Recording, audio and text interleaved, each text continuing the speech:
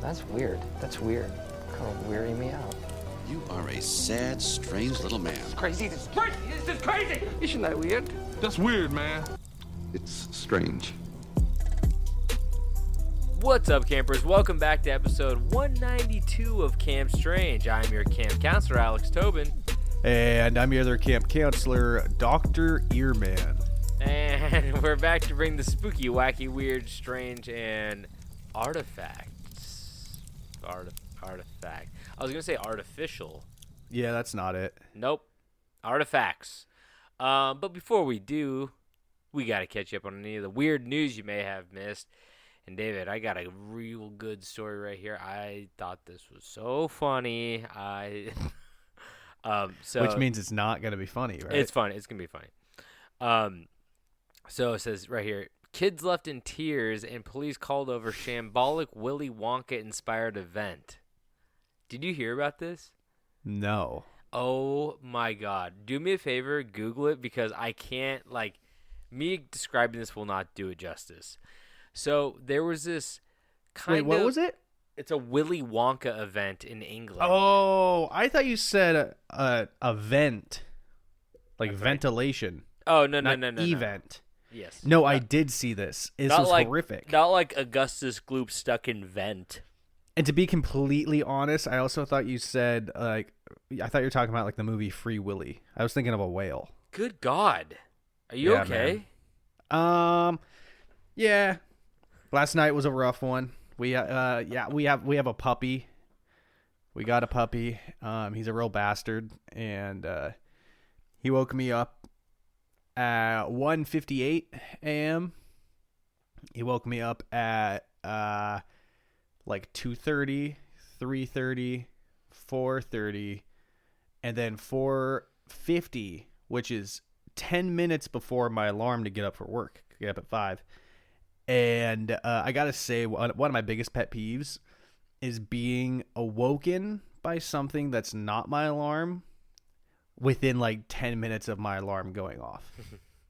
If something wakes me up and I'm awake for less than a minute and my alarm goes off, I'm furious. Yeah, because you just lost that. I lost 10 minutes. That time's gone. A lot of times I just wake up naturally about 5 minutes before my alarm, and I'm like, that's kind of weird. That's fine. I'm fine with that. But if something wakes me up, or if I'm taking a nap and I get woken up 2 minutes before my alarm goes off, I'm pissed. Damn, You're already full dad mode. Yeah, don't poke the bear. I'm mad. You just put him in the vent with Free Willy, and he should be. Put the dog in the vent. Yeah. Yeah, he's a real bastard. Let him run around in there for a little bit. Yeah. Starts acting up, turn on the heat. Sorry, I shouldn't joke about you murdering your dog in a vent. No. He is a rescue, though. I am a hero. They found him in a got cardboard your purple box. Heart. Yeah, I got my purple dog heart. He was found in a box. I thought they don't give him. They don't give you purple hearts. They give you red rockets. Jesus Christ! Not yet. He is a humper. No red rockets yet.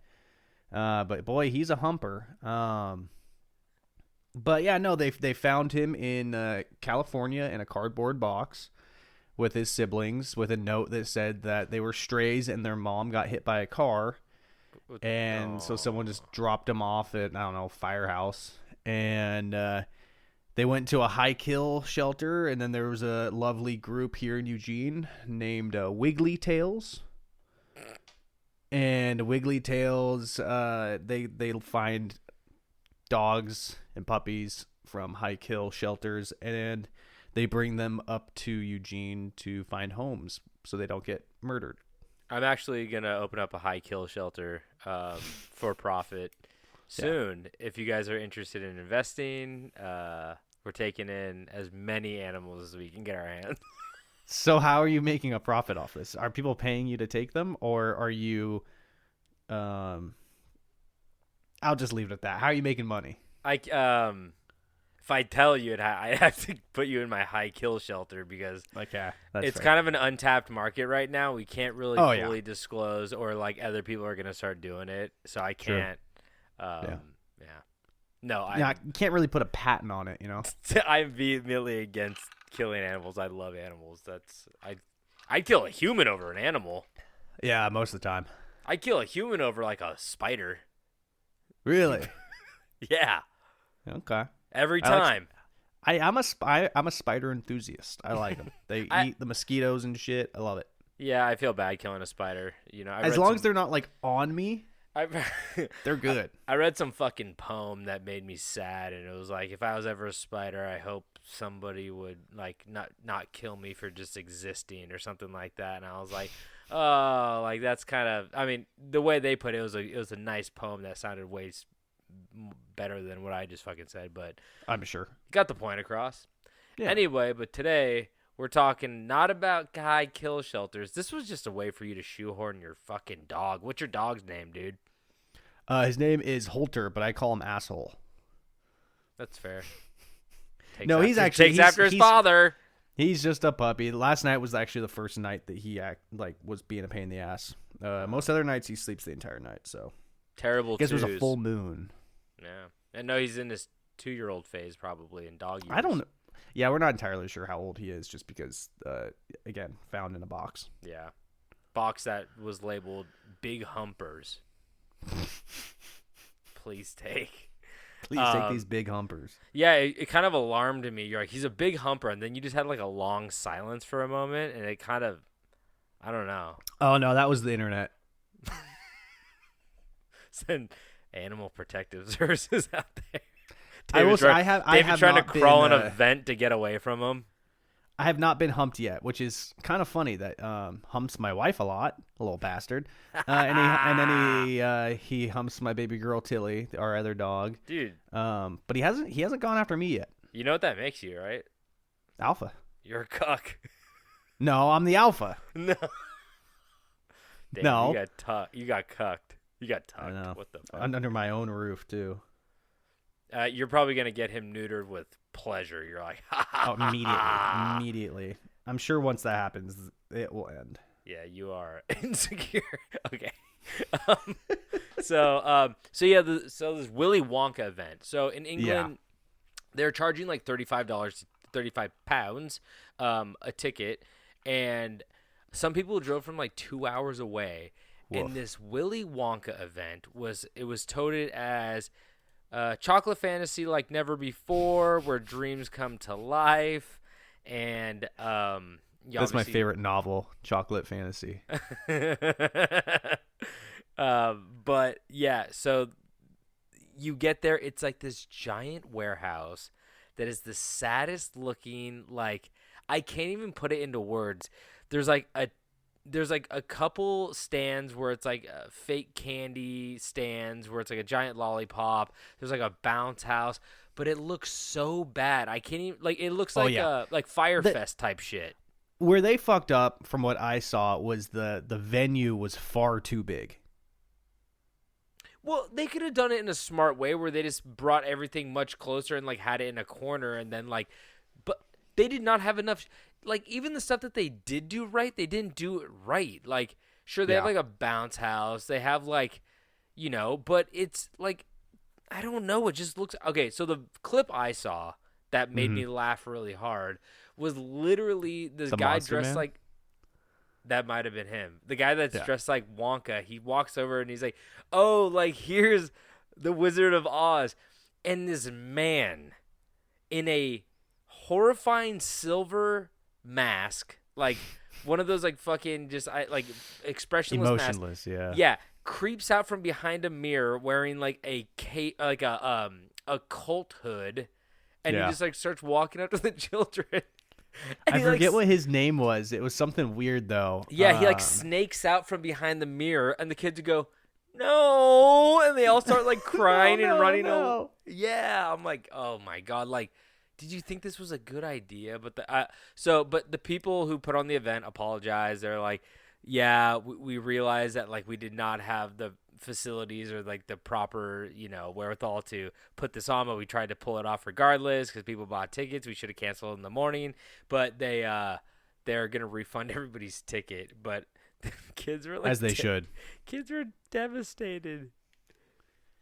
Yeah, no, I did see some videos of that, and it looked horrific. Like, I can't imagine just like putting the event on and standing there and being like, okay, like, can we trick people into pretending like this is something good?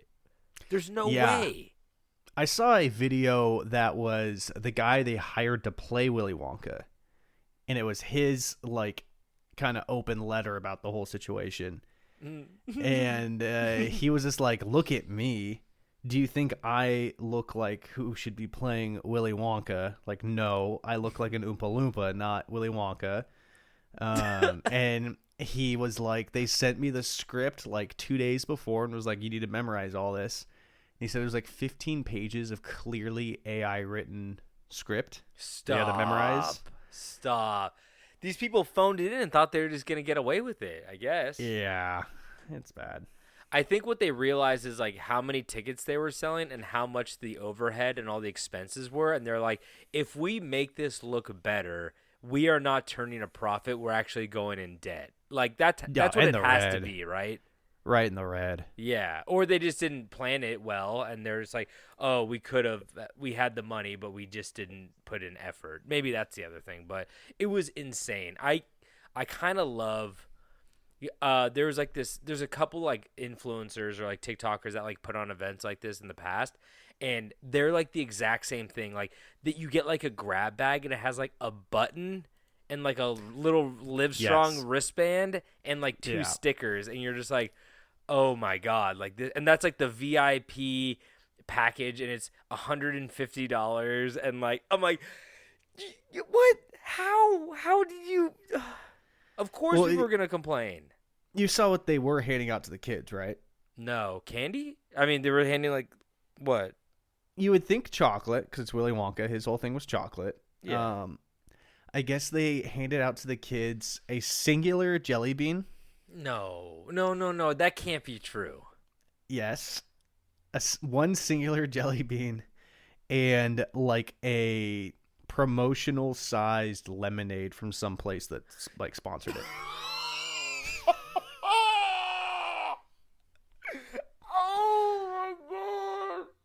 A lemonade? Yeah, and it's like one of those promotional ones, so it's like not a even quarter like, of the size of like what they you couldn't would get actually get. They couldn't get a brand deal with like chocolate milk, like the Chocolate River chocolate milk. Like there is no lemonade in that movie. They're like, this is Augustus Gloop's piss. Drink it. Yeah. That's why it's so sweet. He has diabetes. Yeah. Oh my God. I mean, I love hate watching stuff, and that's not a hate watch. This is more of like a crash and burn watch. Yeah. Right? Like that there's a reason why people watch both Firefest documentaries. Like we love to watch an ill-prepared person go forward with the event. Well, so I don't know if I've talked about it. I feel like I have on here that I'm a fan of the Daniel Tosh podcast. Oh yeah. And he just interviewed that guy. No way. Oh, yeah, that's gonna be a good listen. And it was pretty funny. The guy is like a total dweeb. So it's hilarious. But he was saying like when he started to develop Firefest and started collecting money from these people. I thought you were talking about the guy who put on the Willy Wonka event. No, the guy that did the Firefest. Oh, what's that guy's name? Billy McFarland. Yeah. And he's saying that like when he started like the concept of it and collecting money from people, he was 23. No way. And it's like, and then Daniel Tosh said like, oh, that's very like who would give millions of dollars to a 23-year-old? Like, it goes to show you how like negligent. Yeah, you also think that people in business are smart, but like what it really is, it's smoke and mirrors. All you have to do is be charismatic and like if you have some money and you could dress nice and you like put on a good presentation, they might just give you money. Yeah. I watched this guy. The whole episode he was asking Daniel Tosh for money. No, he wasn't. It was hilarious. It's Guy's a great grifter. podcast. Guy's a grifter. Yeah. Oh, absolutely. I just saw this thing really quick, little sidebar. I saw an Instagram video where this guy was like, I was trying to sell coconut water to like Coca-Cola back in the day, and I realized that one of like the CEOs of like, or the heads, one of the higher ups of Coca-Cola like loved the Yankees, and he's like, I happen to know Alex Rodriguez, so I called Alex Rodriguez up. I mean, who doesn't? And I called him and I said, okay, I'm doing this meeting at Coca-Cola at 5. Do do you want shares in this company if I sell it? And he's like, okay, sure. What do I have to do? And he's like, all you have to do is come with me. No, he goes, all you have to do is at 5 o'clock when the meeting starts, come up in the elevator, knock on the conference room window, and peek your head in.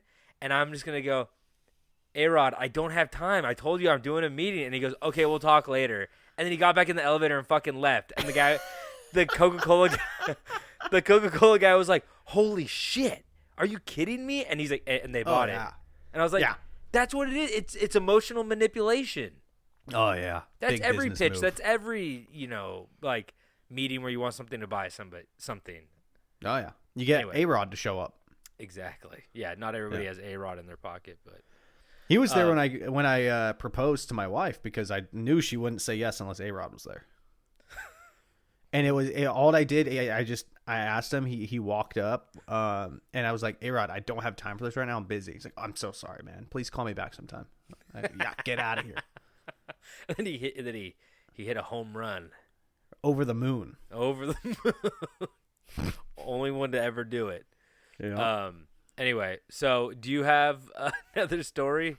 That was a tangent. Former funeral home owner arrested after a corpse lay in a hearse for 2 years. Stop. That's bad.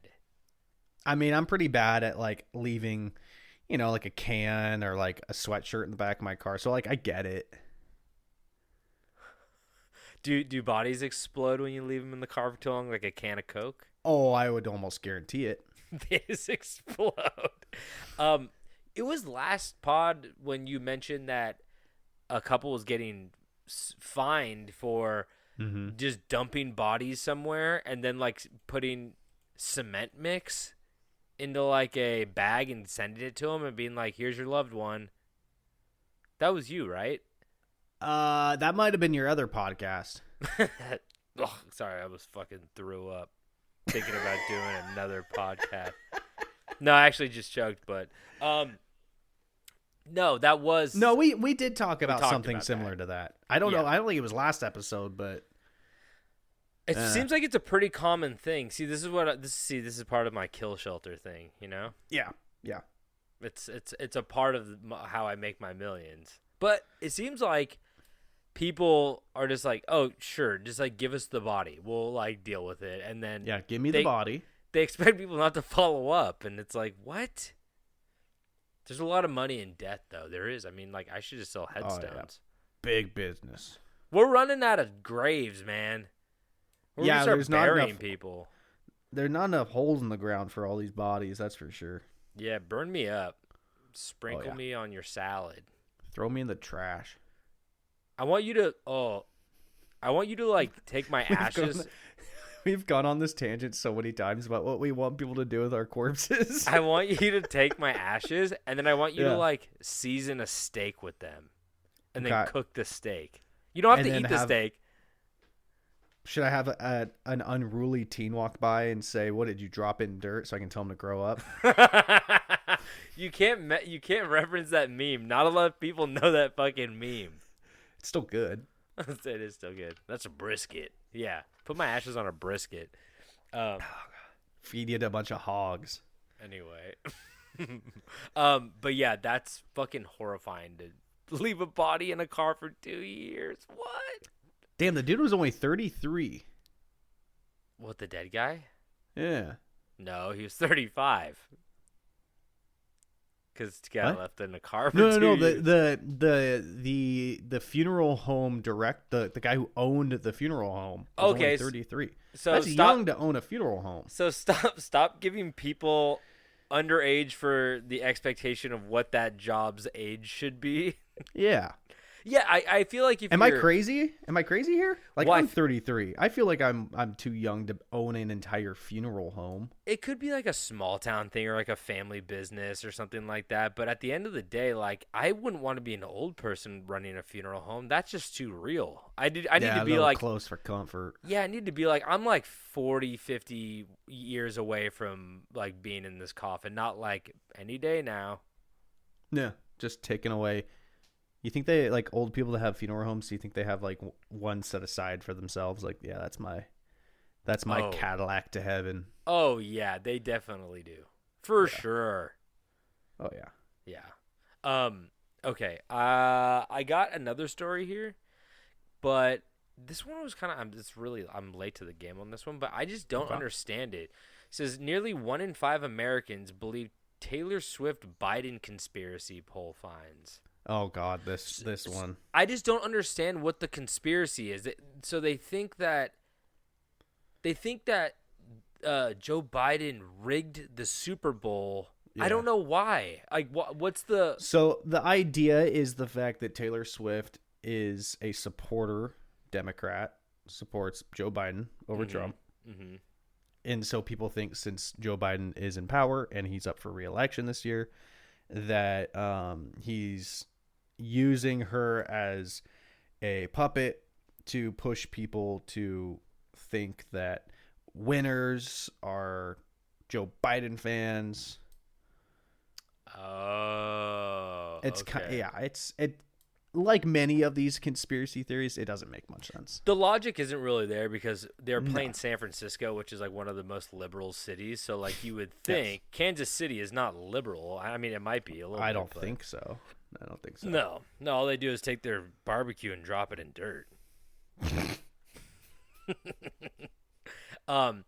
But it makes that meme make more sense now. Like after Kansas City won, like he posted that Dark Brandon meme, and he was just like, Oh, so good. played All out part like of the plan or whatever. Yeah, something like that. Like just how we drew it up or something. Hilarious. I know he didn't make that or even probably okay it, but still funny. Yeah, it's so good. There's no way he's posting anything anywhere. Big Dog can barely make it on an airplane. He's not posting anything on Instagram. Exactly. There's also like I don't want to get into that. That's actually kind of dark. Do you hear about that? What, his service dog? No, Or his not dog the that keeps service biting dog. his Secret Service agents? Yeah, not that. No, you hear about the whole P Diddy thing? I think P Diddy's about to go under. That's wild. yeah. No, I mean, there's been rumblings of him being a wacko for a long time, and it's gonna be like an Epstein Part 2. Yeah. But just for like the rap world, and it's gonna be interesting what happens. And not that this is literally indicative of crimes or anything like this, but it was something that was new to me. They're basically saying that they're like, oh yeah, he was like grooming like young men. So like apparently P Diddy's gay. I didn't know that either. And Bisexual. True. But he's been doing some like they said, like Usher and Justin Bieber and like all like French Montana and like all these people. Meek Mill. Oh my God, French Meek Montana. Mill. We gotta talk about French Chris Brown. Montana's latest antics. Mac and Cheese times 5, his new album. That's the real name of his album, Mac and Cheese times 5. No, I think that the real name of the album is Mac and Cheese Part 2 times 5. What? Well, I mean, the times 5 is not in the name of the. Oh, it's just because. Well, explain this, David. That Okay. So why is it times 5? There is a rap artist named French Montana who is god awful. And he's signed to Puff Daddy P Diddy. Is he okay? I think he is. Bad Boy. Oh no, okay. I guess the album is called Mac and Cheese 5. Out now. Time to eat. Oh boy. So Jesus Christ. So yes, he is terrible. Just a terrible artist. He must be a really cool dude because he has good connections. He is like featured on a lot of people's albums. I listened to part of songs. the album, by the way, and it's not like the worst thing I've ever heard. But it's just but there's it's nothing very special about him. Everything's mid about it. Exactly. Like he's a Very mid artist. bland. Yes. Yeah. But so yeah, he came out with a new album, and for whatever reason, he had decided that the album is 21 songs long, and so he released 5 versions of the album, which is the regular album, the acapella album. What the hell's going on with the video chat? That was nuts. What the fuck what? was that? What the fuck was that? I'm counting with my hand on the video chat, and it saw me do a thumbs up because I'm doing like 1, 2, 3, and it's doing like it's throwing the thumbs ups. What? It's doing like a. Okay. That was fucking weird, man. So back on topic. Okay. He released 5 versions of the album, which is the regular one, the a cappella one, the instrumental one, the sped up version, which is probably the best one to listen to if you had to listen to it, and the slowed down version. But not only did he release 5 different versions of this album, every single track on the album was individually released as a single. Wait, what? Yes. So if you go to like his discography on Apple Music or Spotify, like my favorite is probably the instrumental track of Skit, which I'm looking at right now. It's a minute and 27 seconds. It's been played 3,419 times. And the entire track is just the sound of like a subway. Because it's the instrumental version of a skit. And so the skit, the conversation's not even there. Oh my god. This is just yeah. a way for him to boost his numbers, right? To make it look like it's like, oh look. I mean, it's free publicity because we're talking about it. It is true, and also, yeah, it's a way. It's a controversy starter, and also, it's the most bizarre thing I've ever seen anybody do. If people want to go listen to it, at least he's like, if somebody listens to the regular album, then they go click one of the other ones. He got like 2 listens now. You know what I mean? Like, and also like in a world of TikTok, he's hoping that people just remix his shit or like use certain part. I don't know. Very weird. Yeah. But it's just insane. What's really good too is if you listen to the a cappella album, that's just the vocals. If you start the albums straight from the beginning, I think you've got a solid, like, I think it's like 48 seconds of silence. What? Like they didn't edit it, so beat. it would, it had like an instrumental intro. And so instead of just like cutting that, so it starts like a smooth, like give it like a second or two into the vocals, you get like a hot, like 48 seconds of pure silence. And then him just like doing ad libs, like grunting. I think he's just throwing everything at the wall and seeing what sticks. It's right? insane. I've never seen an artist do anything like it.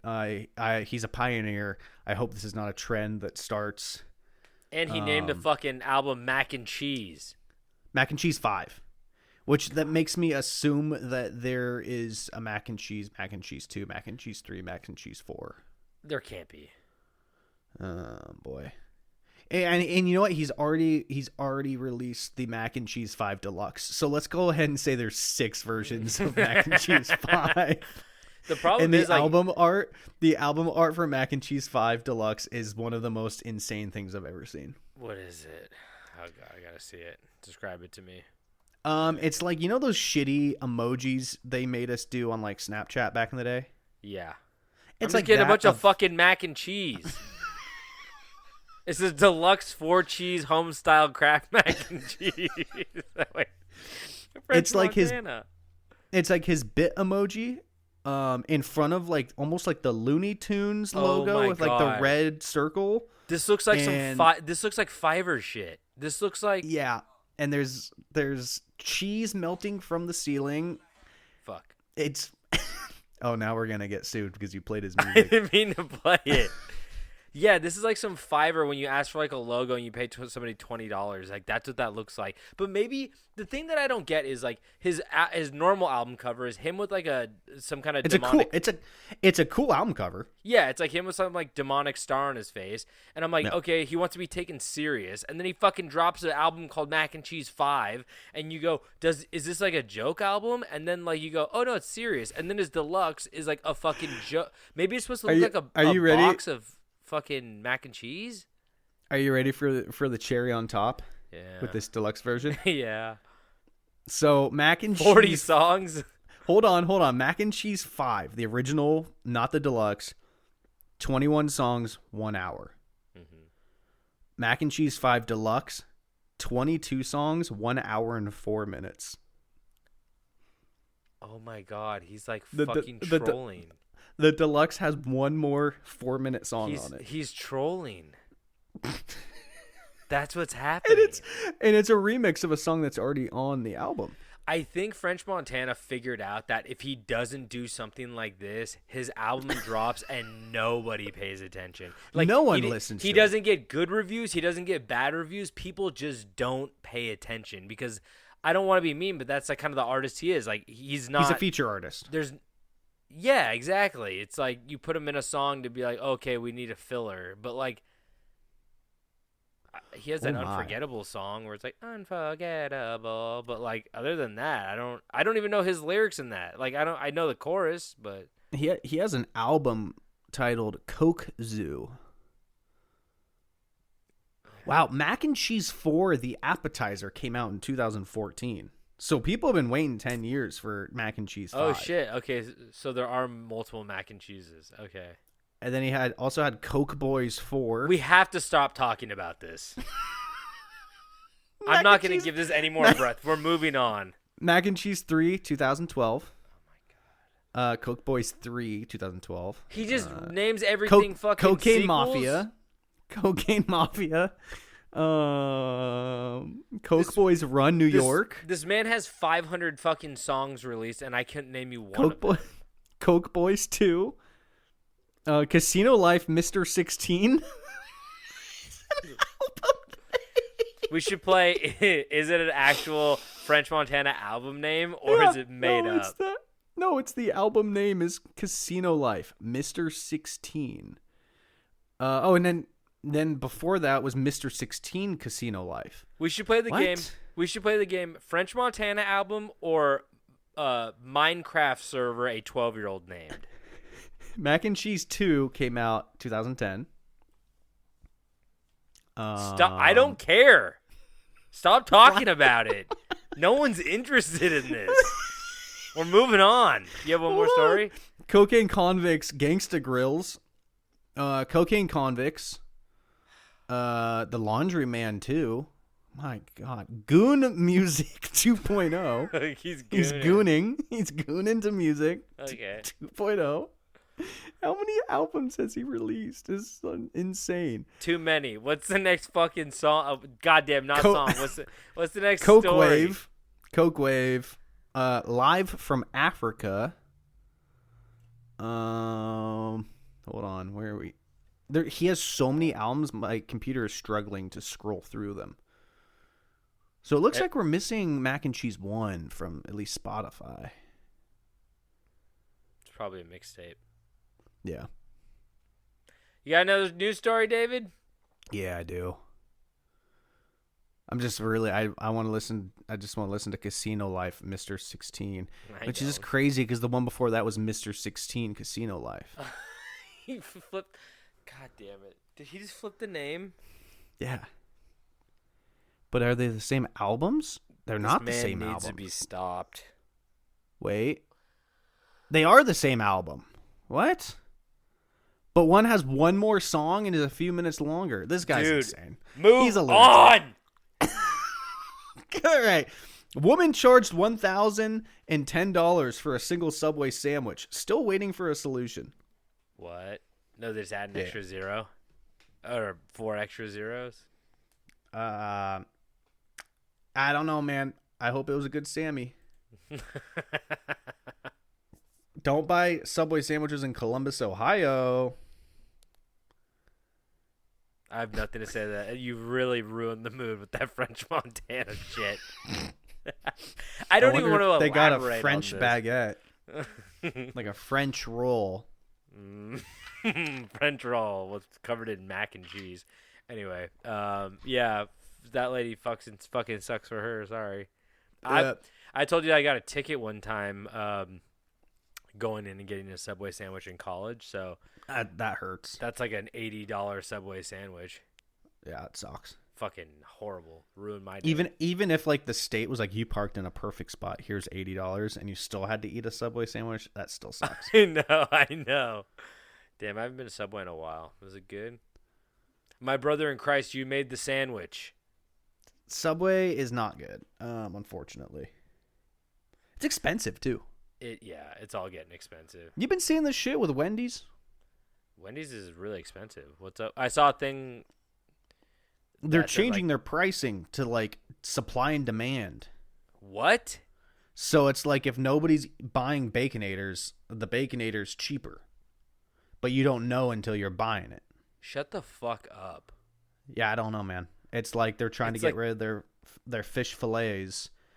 So it's like used to be $10. It's like the stock now market. it's like, yeah, I don't get it. It doesn't make any sense to me. There was Wendy's is kind of a gimmick place too, but like there was a bar that I almost went to. I know, how exciting! I didn't go, but I was in New York and I had some friends in there in New York, and like there's this cool bar, and the concept was that like basically drinks that people were not buying were really cheap, and drinks that people wanted were really expensive. Like you said, this you gotta move it. And then every like half an hour there would be a stock market crash. And all the drinks would be like really cheap, and everybody would run up and try to buy drinks and stuff like that, and like screaming and like slamming money down. Yeah, I guess so. And I was like, that sounds like a really fun idea, but they ended up closing. I don't think that model works. I bet Wendy's is doing exactly what French Montana is doing, where it's like people forgot about Wendy's. I like Wendy's, but like people probably forgot about them. And then there's like, how do we get more press? Okay, let's just do this. Lower thing your for like prices. Jesus, man. I know. Like, there's no reason any fast food should be that expensive. I agree. Anyway, okay. I got one more that we briefly talked about individually outside of the podcast. Oh, okay. Just because I know how much you love the guy. Warner Herzog watched 30 minutes of Barbie and asked, could it be that the world of Barbie is sheer hell? I saw that. Now, okay, do you remember... memorize the quote. Herzog. Memorize the quote. Could it be that the world of Barbie is sheer hell? Now do your impression. Could it be that the world of Barbie is sheer hell? It's like we got him here on the podcast. I do pretty good Werner. Yeah, you do like your Werner. Pretty good Werner. Oh my god, yeah. I can't believe like him sitting in Barbie watching it. It just like it's such a funny thing to me. It kind of makes me sad he didn't appreciate the movie. You know, you'd think he would like it. Well, I mean, maybe it's a commentary. I mean, the world of Barbie is extremely obnoxious. It's like that's its gimmick. yeah. It's like everyone's just like not normal. Bubbly, Yeah, exactly. So like, have you seen that man? That man True. is like, put the rock back down. I'm living under here. Like he reminds me just like a worm that like stays in the dark. Yeah. Like I don't think that was gonna meld with him. But I also thought it was funny that like I heard Chris Nolan went to the theaters to go see Skinamarink, and I was like, that's hilarious to me. Well, you know, Christopher Nolan is a massive Fast and Furious fan. I know. I saw the interview. That's fucking great. That guy rules. I mean, I don't know how anybody can't love Christopher Nolan. Yeah. He's a man of the people. Makes great movies and just seems like a cool dude. Mm-hmm. And he doesn't look down on shit movies either. You know? No, he understands. Like he appreciates what it is. Yeah, exactly. Which, if I don't like it when people are such snobs and they can't enjoy like the different medium. That's like, of course, not every movie is out here to win awards and be the most amazing thing ever. Like, well, there's everything also has its purpose. There's also something to be said about like there's movies that are like bad movies that were made poorly, but like Fast and the Furious are not. It is what it is. They're not poorly made movies. Like it takes a lot of effort to like. He makes movies, so he's like, I understand what it takes to probably make Fast and the Furious, and like this is a cinematic feat. Yeah, it's not a dramatic like thoughtful piece, but like just the action and everything alone is just like, this is really impressive that you guys pulled this off, and all the effort that you put into it. So I get it. My favorite thing is that since people now know that he loves the Fast and the Furious, people are like, please get him to direct the finale. He will never. But could you imagine how sick that would be? Yeah, that would be really cool. But I wouldn't ask him to taint his filmography with that. Not that it would be bad. But what if it came out as a masterpiece though? Yeah, but they don't really match. It's just not. I mean, hey, teach their own. Maybe he will. It's like when Tarantino was gonna do a Star Trek movie, and I'm just like, don't do it. Please don't do it. I mean, imagine Hans Zimmer doing the score of the finale of the Fast and the That'd be Furious. sick. I haven't seen a Fast and the Furious since Tokyo Drift though, so I don't really know what I'm talking about. Yeah. Me neither. I'm not- I've watched a couple of them, but not all of them, so I don't know. I'm not up to par on my F and F. Yeah. I heard the last one wasn't good, but Really?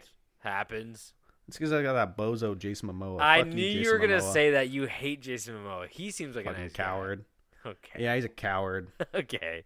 Anyway, let's get into these Fight me, stories. Jason. Let's get. Come at me. Find me, Aquaman.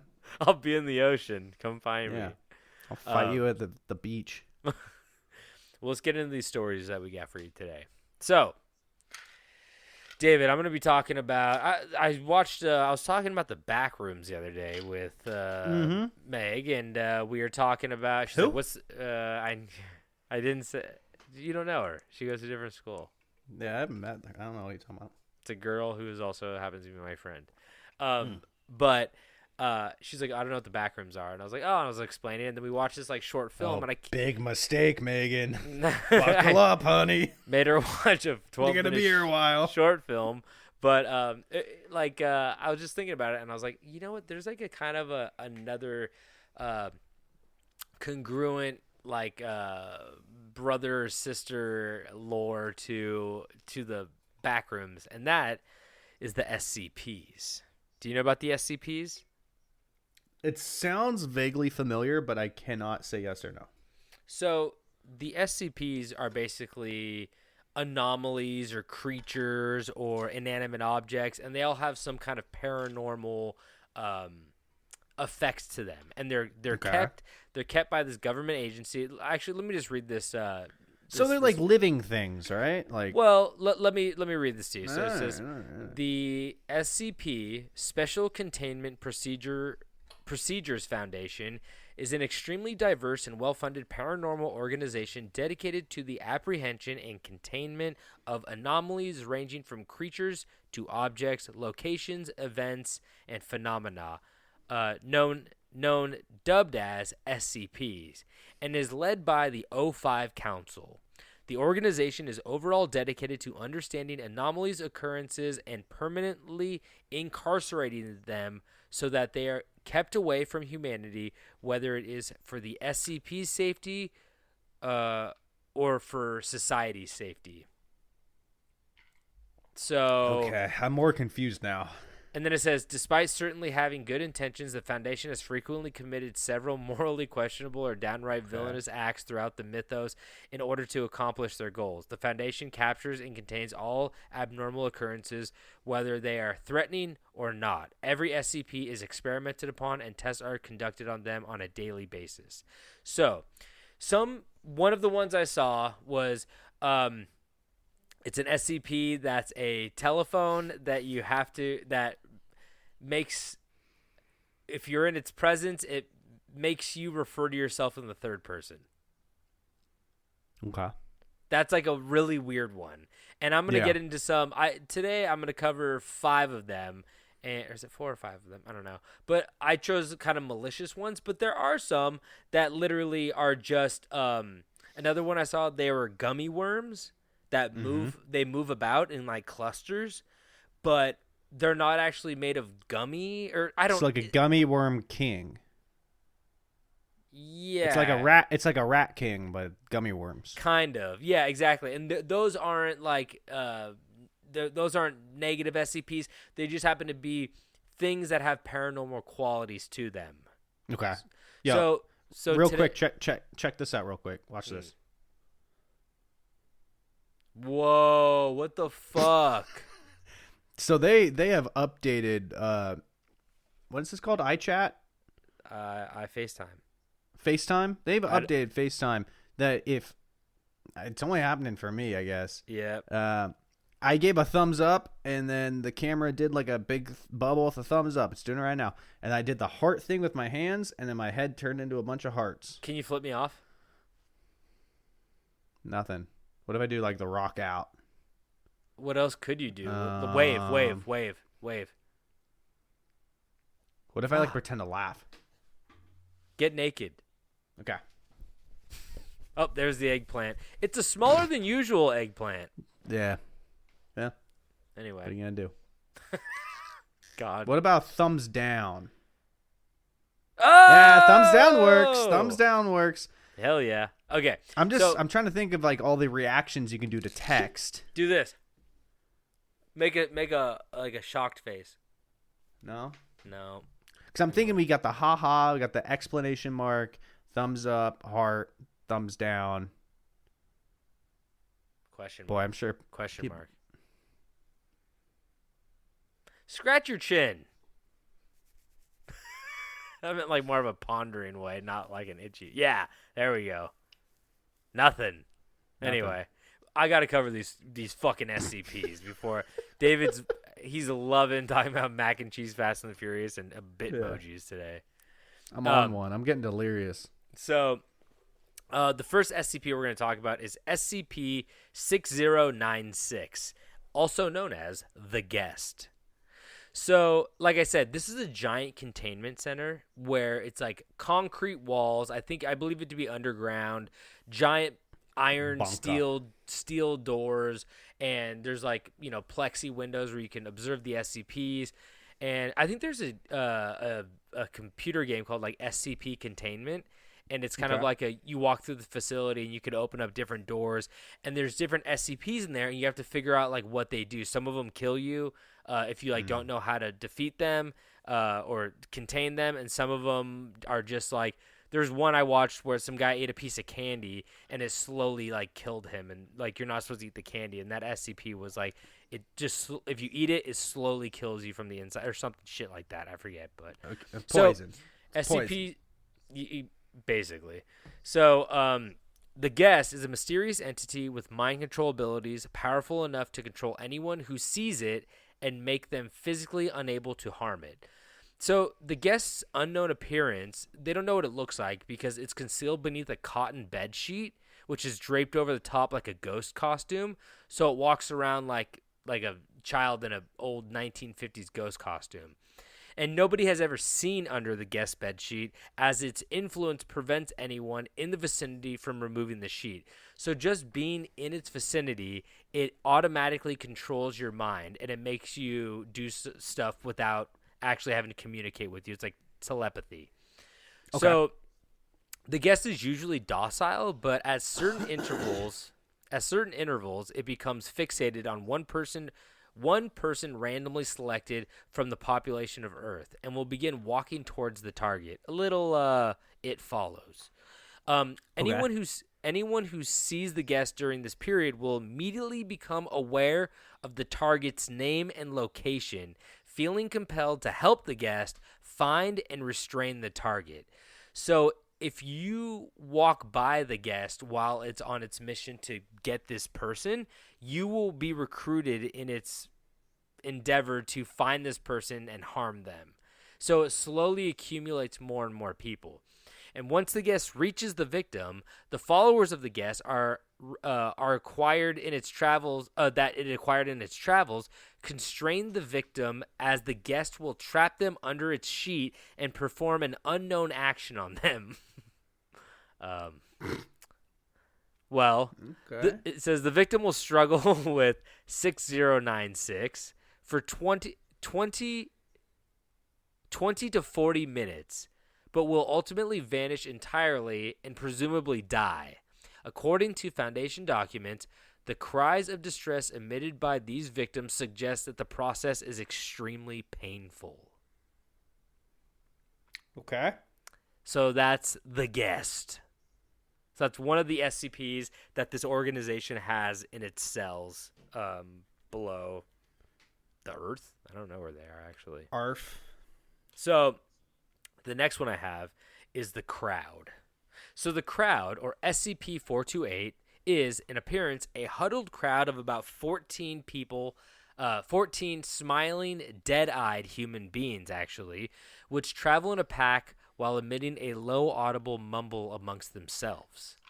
Upon further inspection, the biological internals organs, bones, muscles, had been removed from each individual and replaced with an unidentified material that attaches to a central amorphous mass in the middle of the crowd via lengths of flesh similar to umbilical cords.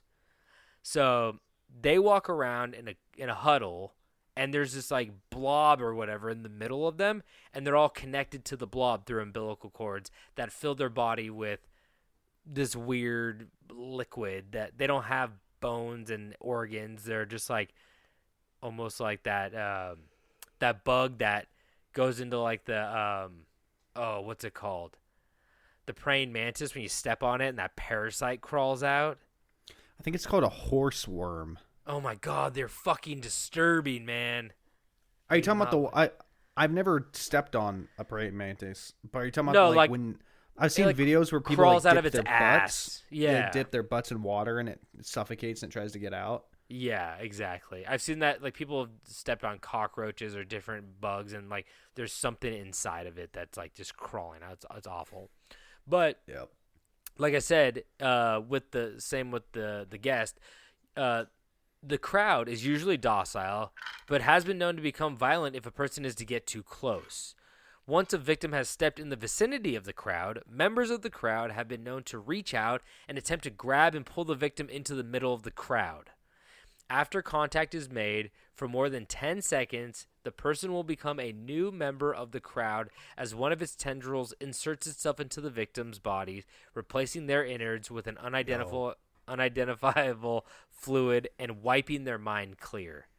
So I gotta say, if a tentacle is going inside of your body and then going directly into your innards, I think we all know where that tentacle is going. the path of least resistance. Japan would love this crowd. This crowd. You better watch out. There's a lot of people in Japan. I wouldn't be surprised if you bumped into a crowd there. You know what I mean? They love their tentacles. They love being shoulder to shoulder on that subway. I've seen how packed those subways are. That would be the perfect place to get you. So a lot of these are kind of like the anomalies within the back rooms. You know what I mean? They're kind of just like creatures that, but instead of roaming the back rooms, they're self-contained. And a lot of these, you can like go online, and a lot of these anomalies are actually written about in a very like, I kind of find it to be slightly annoying, but like a scientific way where they're trying to be like really over the top, like scientific, and it makes it almost impossible to read because they're trying to like jam all of this like jargon in there to make themselves sound like scientists. Because this started off on 4chan. Like it started off, of course, as most things do. Yeah, in 2007, it started off with a post, somebody being like, oh, S.C.P, I'm a scientist, I work at this S.C.P factory or whatever, containment center, and he writes as if he's a scientist doing research, and it seems like everybody in their mom has tried to make more SCPs, but the problem is the people who are writing these SCPs, I don't want to be mean, but they're not good writers, so like they're very they're like super convoluted, and some of them don't make sense. Some of them are really good because multiple people can make these things. So some of them I'm like, this is great. And other ones I'm like, this is the fucking dumbest thing. I don't know what you're saying. You're trying to sound like really smart. And I'm like confused. I cannot understand this. Therefore. Exactly. So this next one I have, maybe my favorite. Self-replicating cake, a.k.a. SCP-871. So they obviously are given numbers because they're like prisoners. Or yes. I should say experiments. So self-replicating cake, or SCP-871, is a normal chocolate cake which sits on the counter. The kicker here is that the cake is said to replicate every 24 hours. This means that while in containment at the SCP facility, the armed guards bring a Class D personnel down to the self-replicating cake every day and watch as the person eats the entire cake within a 1-hour time period. Once the person is done eating the entire cake, the armed guard sweeps the room for any hidden cake the person might have stowed away for not being able to eat it. And once it's officially cleared, they escort the person back and bring a new victim down in 24 hours once the cake replicates in order to eat the cake. So that might sound like oh, we just got free cake. But here's the thing. It's actually very dangerous because the dangers in the S.C.P. lie in its replicating abilities because it is said that the cake duplicates whatever is left behind. So if there is no cake at the end of the 24 hours, it makes a new cake. But if there's one cake left behind untouched, it will create 2 cakes. And if so that would be like there's 3 cakes. So then there's 3 cakes left behind at the end of 24 hours, it'll make 6 cakes. If nobody touches, sounds like the people who mod Skyrim for cheese wheels. I don't know what the fuck that means, but sure. But here's the thing: they say you cannot destroy the cake by any other means than eating it, and or it will duplicate instantly, and you cannot have any non-human consume the cake, or it will replicate instantly. So like try to feed it to like a pig or something, it doesn't work. Yeah. It'll just replicate. And it is estimated, here's the scary part, it is estimated that an uncontrolled outbreak originating with a single instance would render the Earth uninhabitable within 80 days. I don't think that's 100% true. Like, I don't know how the replication process works. I don't think it's if it doubles every time, I mean, 1 becomes 2, 2 becomes 4, 4 becomes 8, 8 becomes 19, 16. Like, yeah, but unless I didn't read it properly and the duplication process like ramps it up, I don't see, even if you had like a million cakes, how it would render the Earth uninhabitable. But I get the idea of like, but that also makes it seem as if that means there was only like a certain amount of time that this thing could have existed for someone to find it and then realize what was going on from its initial like existence. You know what I mean? Like, yeah, I agree. It would have to have been created in a time frame where somebody knew what was happening and didn't let days go by where there's fucking 28 cakes. And then they also decide, because you can't destroy the cake or whatever, so you'd also have to eat 28 cakes. Maybe this is how Chuck E. Cheese started, all them birthdays. You just say things. What do you mean? What does that even mean? Yeah, because they do a lot of birthdays at Chuck E. Cheese. At any given Chuck E. Cheese, at any moment, there's a birthday going on there. Got to get rid of them birthday cakes. Okay. What would be a better venue to get rid of cakes? Chuck E. Cheese, baby. Charles Entertainment Cheese. That's right. Maybe they do like something in England where they chase a cake down a hill or something. Like they talk about cheese wheels. You got me thinking. I think that would destroy the cake, though. You're right. It wouldn't roll very far and destroy and immediately duplicate. That's a big problem. As we all know, kids don't eat enough, though. You got to have like a big old fat guy eating the cake. Yeah. Office parties. There we go. Amazon. There's lots of offices for Amazon. They're very hard workers. They need to eat. This is great. Africa. Just send it to Africa. Yeah. Is that insensitive to say now? That's a good idea. Is Probably. Africa still starving? I'm sure there are some people. I don't know. There's kids starving in America. Like, goddamn. Isn't it like 1 in 3 kids in America are starving? That shouldn't be happening anywhere. We figured out food, guys. We know how to do food. Everybody should have some food. Nah, we got millionaires. I don't even care if I get canceled for saying this. I think that everybody should have food. Yeah. I don't know. I don't know. I think you might get canceled for that. I know this is like a kind of a hot button issue, but I don't think people should starve to death. Yeah. Throw me in prison. Unless they're Bobble the Clown, which is the next SCP 993. That makes sense because who the fuck is Bobble? He's the clown. He's the cake thrower. So, Bobble the Clown is a humanoid creature resembling a clown under the Foundation's containment. He is a star and producer of SCP-993, which is a television show that brainwashes children. See, sometimes the SCPs are like a whole thing. Like, a realm or like a television show, or sometimes they're like a person or a cake. So it could be numerous things. So he's a part of SCP-993. So actually, I kind of want to see SCP-993. I kind of want to see. I kind of want to see SB3. SCP. SCP-3. Any broadcasts of SCP-993 are to be intercepted as detailed in Protocol Upsilon Beta 3 and blocked with public viewing. This is what I'm talking about. Like, they put too much fucking bullshit in here where it's like it's not even fun to read. All intercept broadcasts are to be recorded and stored for future viewing. Any subjects used to view SCP-993 must be under the age of 10 and are to be dosed with a Class A amnesiac. Anyway, whatever. Fuck it. They put too much shit. So too much shit in here. Too much shit in here. So, like many monster clowns, Bobble the Clown is a cruel psychopath, obsessed and sadistic character hiding behind a cheerful and colorful facade. Through his TV show, Bobble performs various illegal and immoral acts, including torture, murder, arson, cannibalism, and stalking. Not stalking. He takes delight in all of these acts and happily shares information to his audience, who we just found out are under 10 years old, on how to perform these acts effectively, such as using mosquito coils to set buildings on fire, or how to inflict painful yet non-lethal wounds. Those are the best wounds, in my opinion.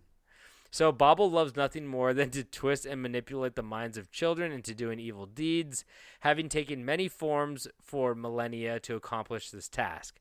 When deprived of an audience, Bobble quickly loses his happy-go-lucky mask and becomes increasingly sadistic and vindictive, using his supernatural abilities to stalk and spy on his enemies to find their weaknesses, taunting them for a while before finally murdering them. Okay. I'm going to say Bobble's a little different from the other ones. I'm a little different. Yeah, he's a little bit more like these other ones are a lot more like mysterious in like their nature. Dare I say, Bobble kind of reminds me of a guy we know as the Joker. You know? Oh yeah, that's pretty good. Yeah, but Bobble is one note. The Joker's pretty complex. You wouldn't understand. You wouldn't understand, my lady. But yeah, a lot of these other ones are kind of like it's in their nature. They're not acting maliciously. This is just how they survive. You know what I mean? Like they know no other way. While Bobble, I mean, you could argue that it's in his nature as well, but it seems like he goes out of his way. His choice. Exactly. He wants to do it. Is this what they mean by his body, his choice? I don't have a comment. Is this about his adult circumcision? Oh, okay. Now I see where you're going with that. I don't know. Well, you know how like I heard some guy being like women in abortion, like her body, her choice. But he also I thought you were making a joke. I thought you were making an abortion joke, not a circumcision joke. Now it's funny. Well, I get it now. Well, it's interesting because like the people bring that up and they're like, "Oh, boys should have a choice in getting circumcised." And I was like, I don't even want to even comment. I don't care. Like, what the fuck? I know like some people that are very diehard about that topic. Really? I don't care at all. Yeah, I'm like, gives a shit. I will say, if you're going to do it, just do it when I'm a fucking baby so I don't remember anything, man. Exactly. If you come up to a 14, 15-year-old boy and go, all right, you want circumcision? They're all going to say, no, don't. They're going to say, me. Coach Stokes, you can't ask us that. Coach, this is PE. You want a circumcision? Yeah, I don't. It's fucking wild. I'm like, I don't want to be. If I'm old enough to make that decision, I'm terrified already. Yeah, like no, there's no way I'm gonna say yes to it if I'm cognizant. If you're gonna snip the tip of my dick off, I want you to catch me off guard. That's my whole thing. I can't. You better make sure I can't talk. Yeah, exactly. Anyway, so the last one that we have here, and the one that started it all off is SCP-173, the statue. So, like I said, this post on 4chan was made back in 2007. For those of you who don't know, 4chan started off as like an anonymous site where people can just post threads of like something. Like you just post. There are a lots thread. of topics. Yeah, and then like a lot of it turned into like either weird sexual stuff or just like blatant racism or like there's one specific domestic terrorism. Page. Yeah, there's one specific page that, to be fair, it's called random, and which means it's like kind of just whatever you want to talk about, and it turned into a complete cesspool. I feel like we could do an episode about 4chan. Yeah, definitely. I mean, that's where like Pepe the Frog turned into like a right wing icon.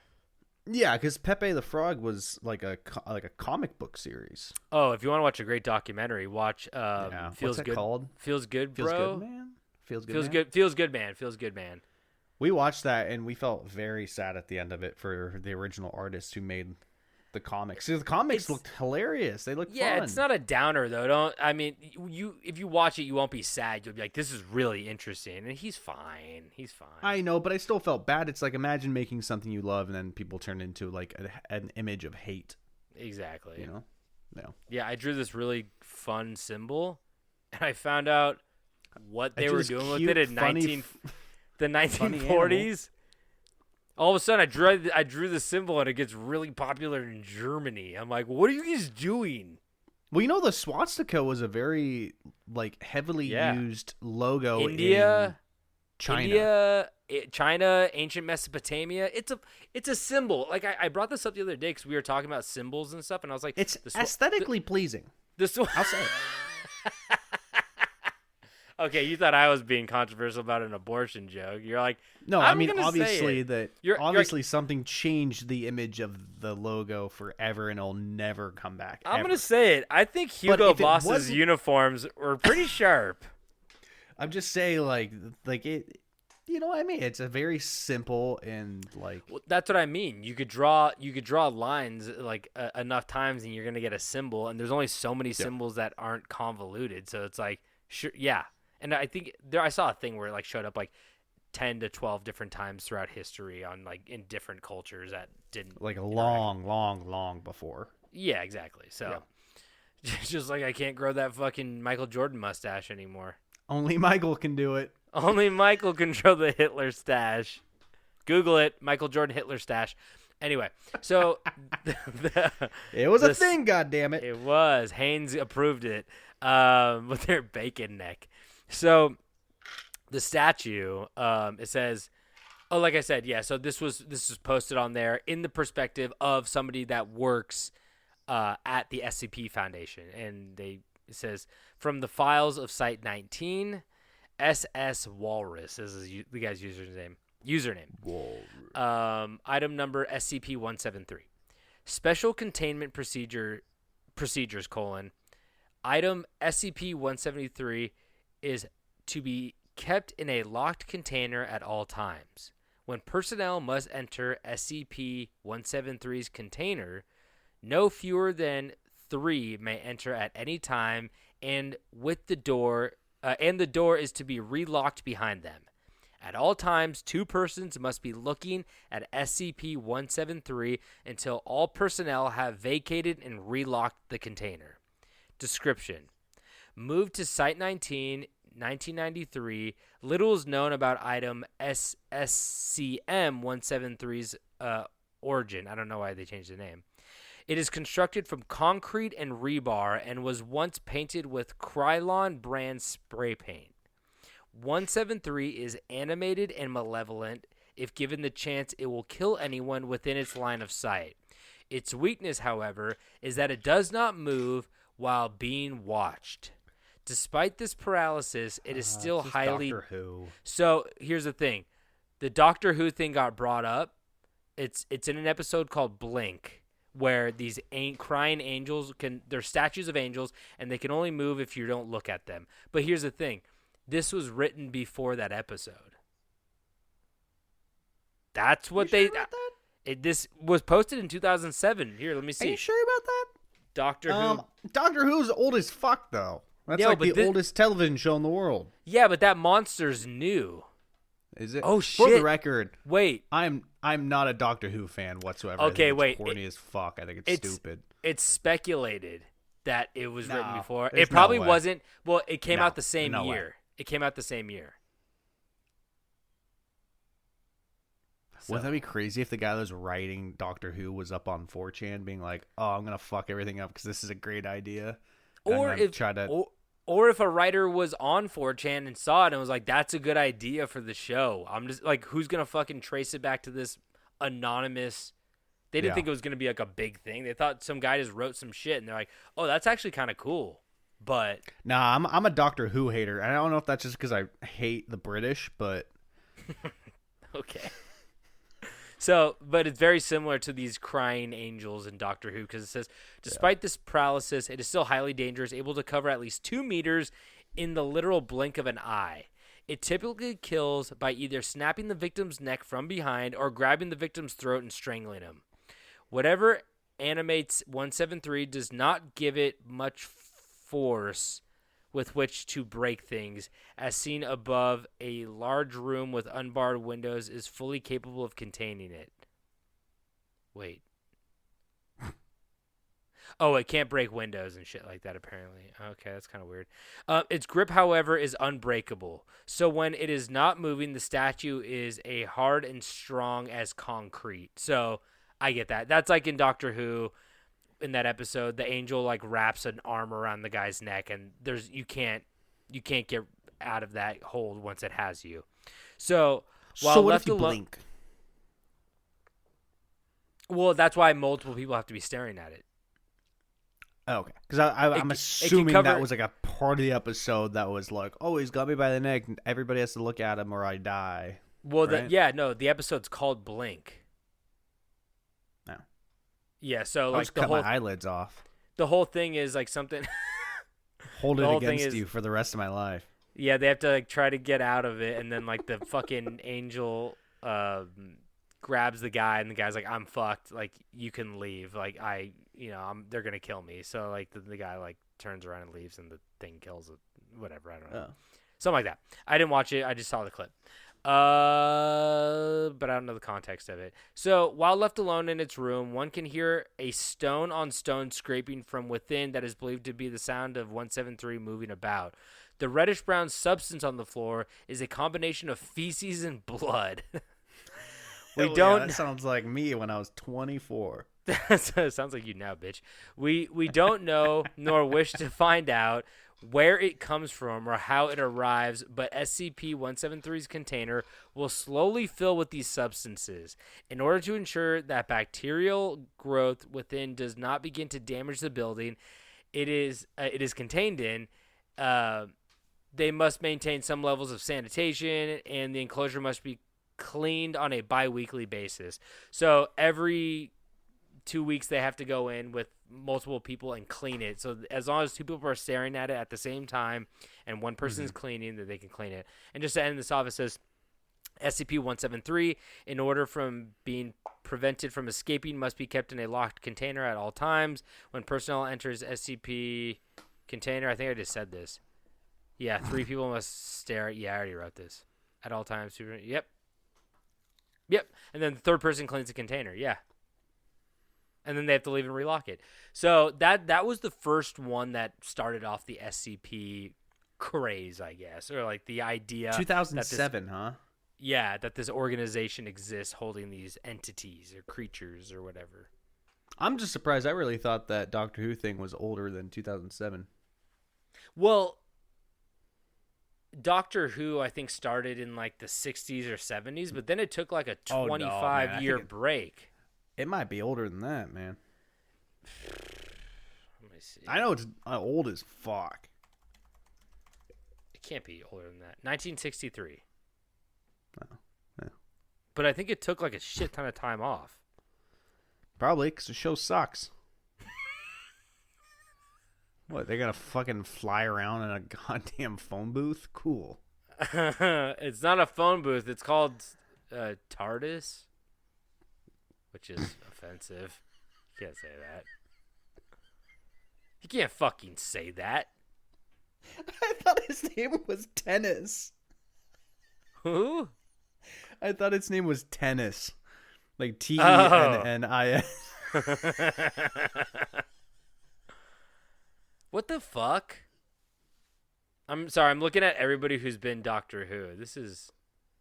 Yo, before we start this episode, because we didn't record last week, and usually we update people when we miss a week, and we didn't last week, and we were joking that no one acknowledged the fact that we missed a week because no one fucking cares.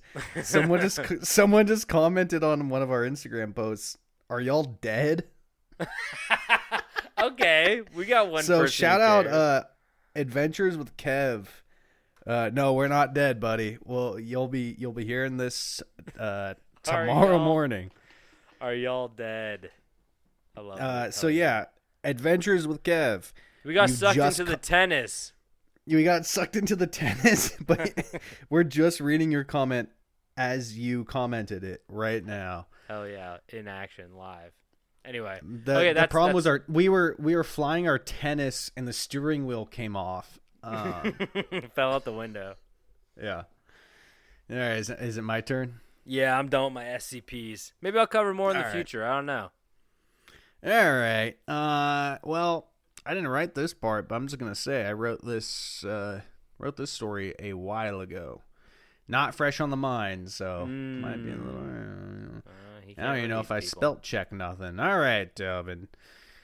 Today we got a little list story with an overarching idea.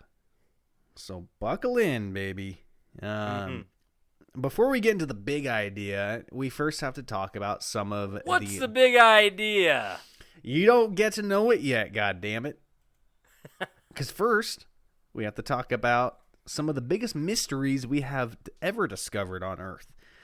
So that brings us to our first topic. Who took And the they're pie off called the windshield? Drizzy. I mean the windowsill. It was Drizzy. It was Drizzy. I said windshield. It was old helicopter dick himself. So we're gonna. Everybody has to rethink that meme of him floating to the pie because now he's helicoptering to the pie. Yep.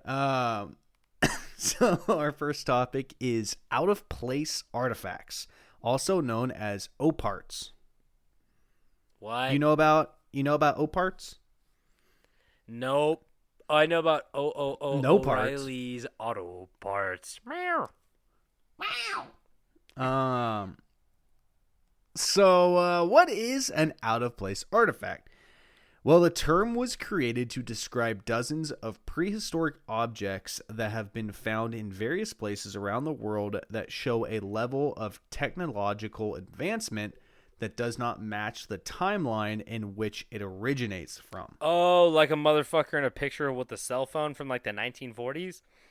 Well, in my next paragraph, sentence, paragraph, whatever, I said, in other words, it would be like if we found a cell phone embedded in rock, buried deep, aging to be 200 years old, 200,000 years old. Whoa, that would be cool. It would be, which there was one that circulated, but that thing was fucking fake. Is that how they found the?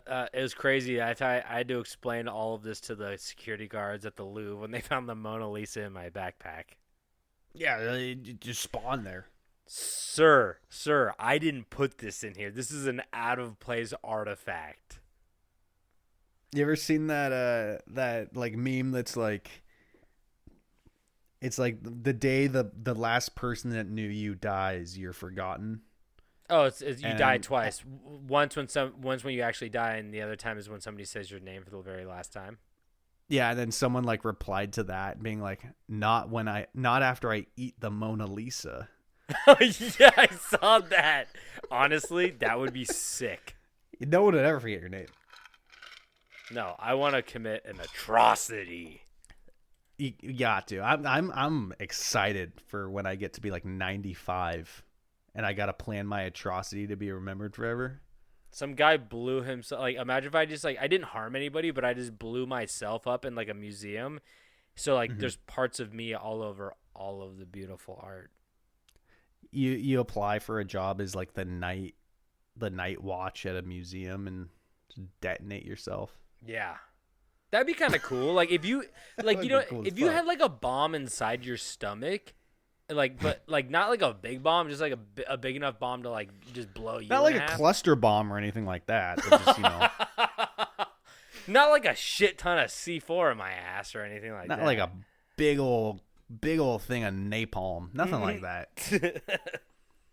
Anyway. So many scientists try to explain them by using natural phenomena, which is a smart way of saying we have no idea. While others simply say it's possible that prehistoric civilizations may have been much more advanced and smarter than we like to admit. So let's take a look at some of these O.P.s. An article I read had... They're talking about like a great reset type shit, right?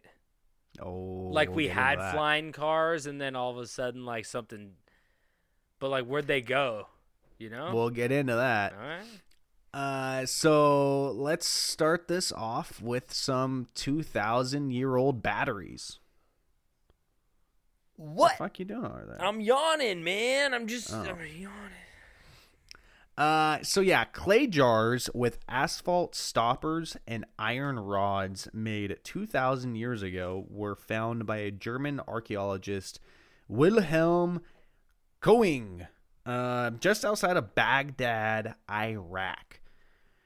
These jars have been proven to have the ability to generate more than a volt of electricity, giving the name of being a battery of some sort.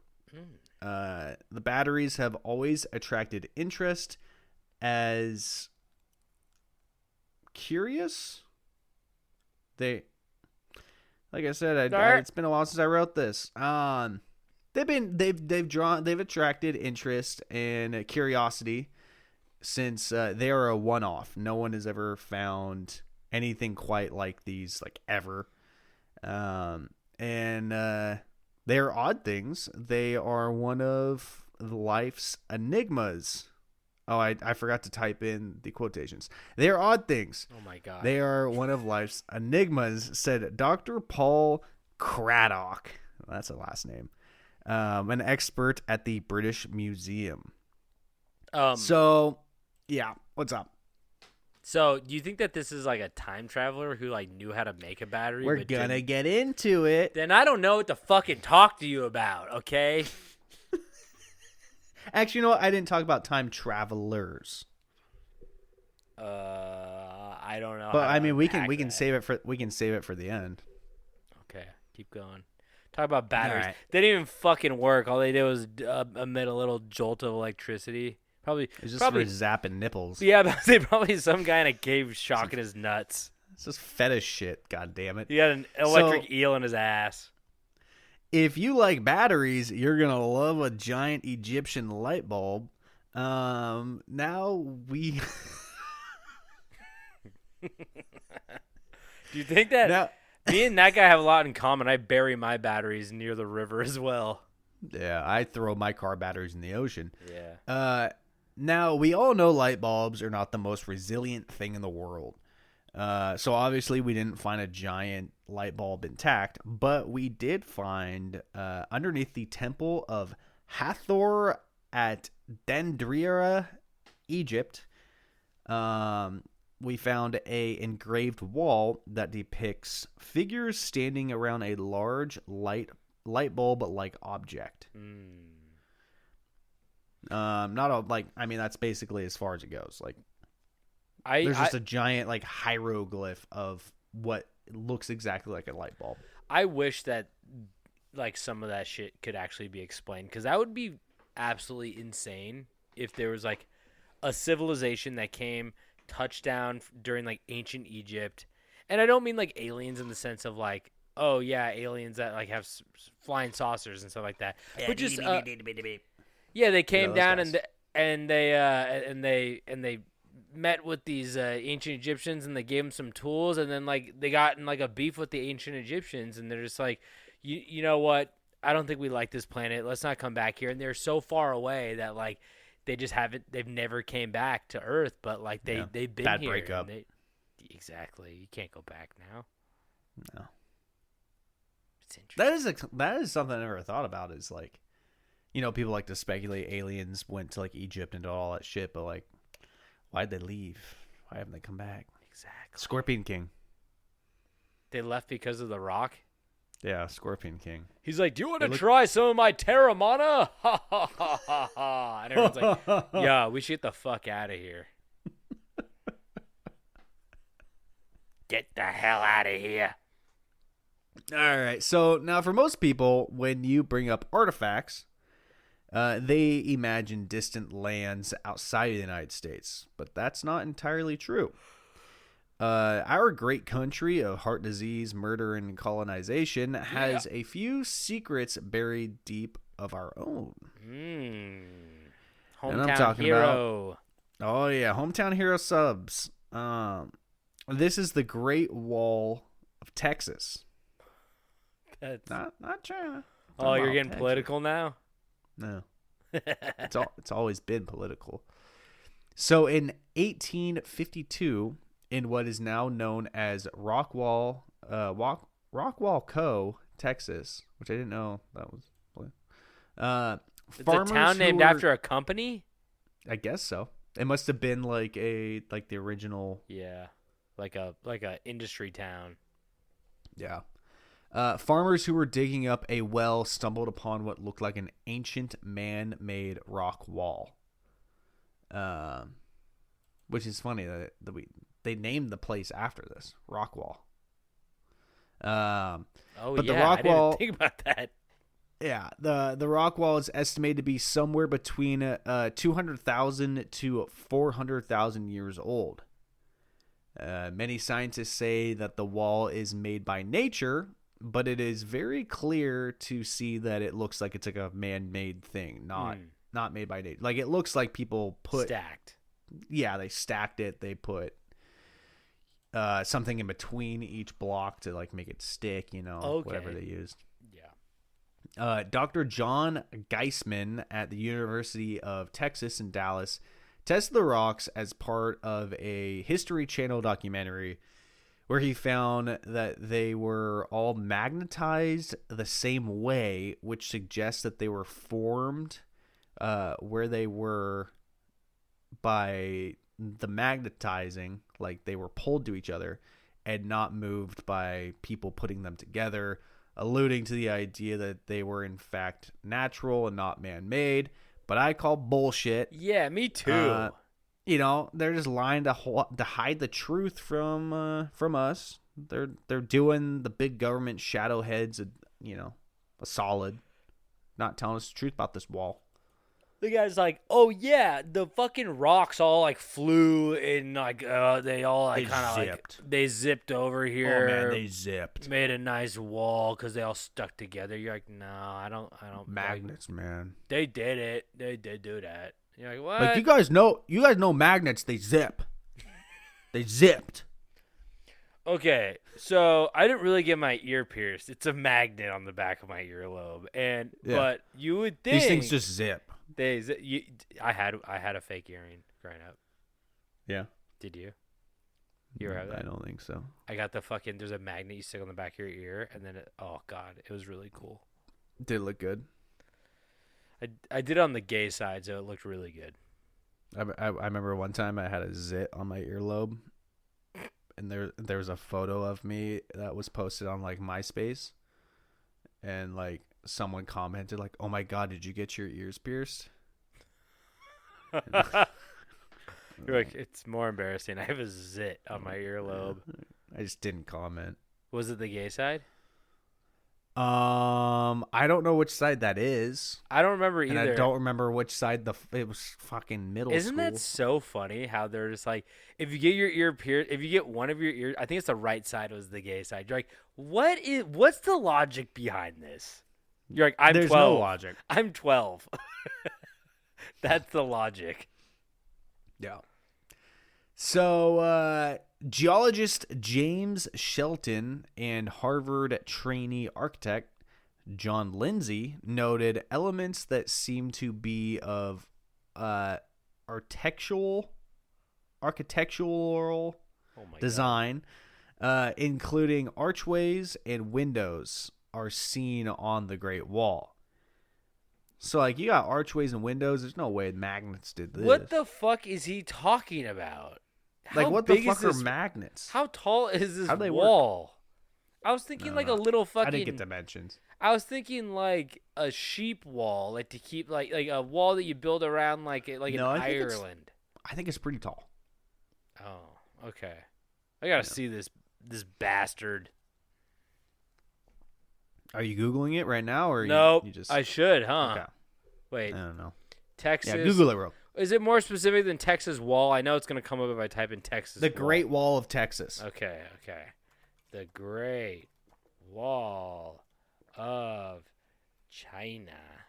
Okay, Texas. Texas. I know. I see it. It's Texas. Okay. Okay. Like all the photos I saw, there weren't people This is- standing next to it, so I There, couldn't really. I gauge have, its I have size. one. I have one where they're standing next to it. It looks like it's about 20 feet tall or something.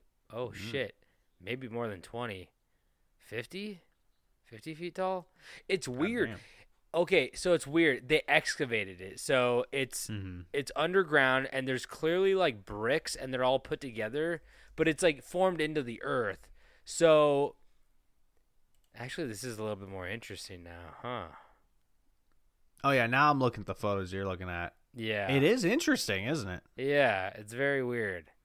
You I see don't- that? You scroll down, you see that one that has like the windows and stuff. I'm on Google Images. I don't see a fucking window anywhere. It's from www.txgenwebcountis.org. Stop. Texas No, Gen Web's country. I don't see any counties. fucking windows. Hmm. No, I don't see them. They there. Here's a photo of a heavy-set elderly couple wearing Texas shirts doing the horns up. Hell yeah. Hook 'em horns at the Great Wall of China. So that's cool. Good for them. You'll find that if you type in Great Wall of Texas. Google image search. Yeah, this is weird. Yeah, it's definitely. I think it's man-made. It has to be. Yeah, I don't know. I wish I knew how magnets work so I can refute this guy's statement, but I'm just not smart enough. Yeah, I mean, what are magnets? How do they work? Woot woot baby. But that's the thing. When people tell me shit that like I'm like that's not right, but they'll be like, oh yeah, like something Hollywood elites eating babies, and I'm like, no, and they're like yes, and I'm like, well, I'm not fucking Maybe. I can't I don't prove know. it, but it just doesn't seem very real to me. And they go, you're being manipulated. You're in Hollywood. I'm like, I'm here. I've never seen anything of that nature. And they go, well, you're not allowed into those. I'm like, yeah, I do think You just sinister haven't shit made it happens. I don't think anybody's eating a fucking baby. If you would have seen things I had seen, you would have left a long time ago like I did. Is David in a mirror eating baby back ribs? It just takes one music video with Mariah Carey, man. Let me tell you. You did it with Taylor Swift, and Joe Biden's feeding her babies. Joe Biden was there. It's crazy. He had 8 legs. He's on the ceiling. He had like very custom made short shorts for those 8 legs. How It did was he nasty fall as fuck. over so much if he has 8 legs? That's the thing. He's not used to walking on the 2 because it's Oh, you're six, right. 6 legs or 3 legs are going into one. He's like, 6 on. Here's the 6 thing, total. America. I'm used to scurrying. I scurry. You seen here. that man ride a bike? I scurry He didn't- here. I scurry there. I'm not used to walking upstairs with 2 legs. You just crawl on the ceiling, making a web. It's pretty good. Well, it's Joseph W. Biden. Hoobastank? No, the W stands for Webb with 2 B's. His middle name is not W. And Hoobastank starts with an H. That's George. George is Webb Bush. Anyway, they love they love Webb so much they named his brother almost after one. Yeah. Jeb. Jeb. Jeb the Webb. Jeb the That's what Webb. They called him in high school. Jeb the Webb Bush. That guy could spin a tail, I tell you. He can spin a yarn. I like this new conspiracy. They're all Yeah, that guy spiders. was always sticky, you know. Sticky bastard. Sticky Jeb the Web. Now I know a wall Rand isn't. Paul is ugly. Okay, I'm done. Sorry. I know a wall isn't that impressive. Anyone can do that. But the marvel of the wall is that it predates any evidence we have of humans existing entirely. Oh, whoa, that's kind of fucking weird. Yeah, but if the wall isn't impressive enough for you, how do you feel about a 1.8 billion year old nuclear reactor? Huh? Nuclear. Nuclear. And I like it. Huh? I like it. You said, how do I feel about it? I like it. Yeah, how do you feel about it? You I like it. All right. So in 1972, a French factory imported uranium ore from Oklo in the African Gabon Republic. Gabon. It was at this spot that the uranium ore was found, that they found what appeared to be a functioning large-scale nuclear reactor that was as old as 1.8 billion years old, as I previously said. And it had been in operation for an estimated 5,000 years. What were they doing with that energy? We don't know. So Dr. Glenn T. Seaborg, fucking cool name. He's almost a cyborg. Yeah, Dr. Glenn T. Seaborg. He's like a dolphin Yeah, what robot. the fuck? Former He's head like a big of, bad Beetleborg. Yeah, former head of U.S. animatronic sea life. Wait. What? They're like, yeah, your name's fucked up. We're going to give you the most fucked up job we can think of. What? No, former head of the U.S. Atomic Energy Commission, lame, and Nobel Peace Prize winner, lame. Explained why he believed it wasn't a natural phenomenon and that it had to be man-made. For uranium to burn in a reaction, very precise conditions must follow. The water must be extremely pure, so pure that it must be more purified than any natural source of water, which is crazy to think that you can make shit more pure than what it naturally is. I've already have comments. Okay, let me continue though. The material U-235 is necessary. U-235 is necessary for nuclear fusion to occur.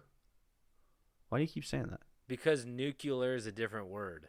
It's like the Nuclear? the nuclear family is like, that's like a. I'm I saying it wrong? I think you're saying nuclear. And it's nuclear?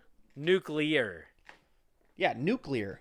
Yeah. Were you saying that? That's what I'm saying. Am I being an ass? I don't know. I've been told. I've been asked so many times in my life where my accent is from, and I think it completely stems from the fact that I had a speech impediment as a child, so I just say things weird. Do you? Wait. I don't think you have an accent. I don't think I do either. But when I lived in LA and I worked on sets and stuff, it was like once a month.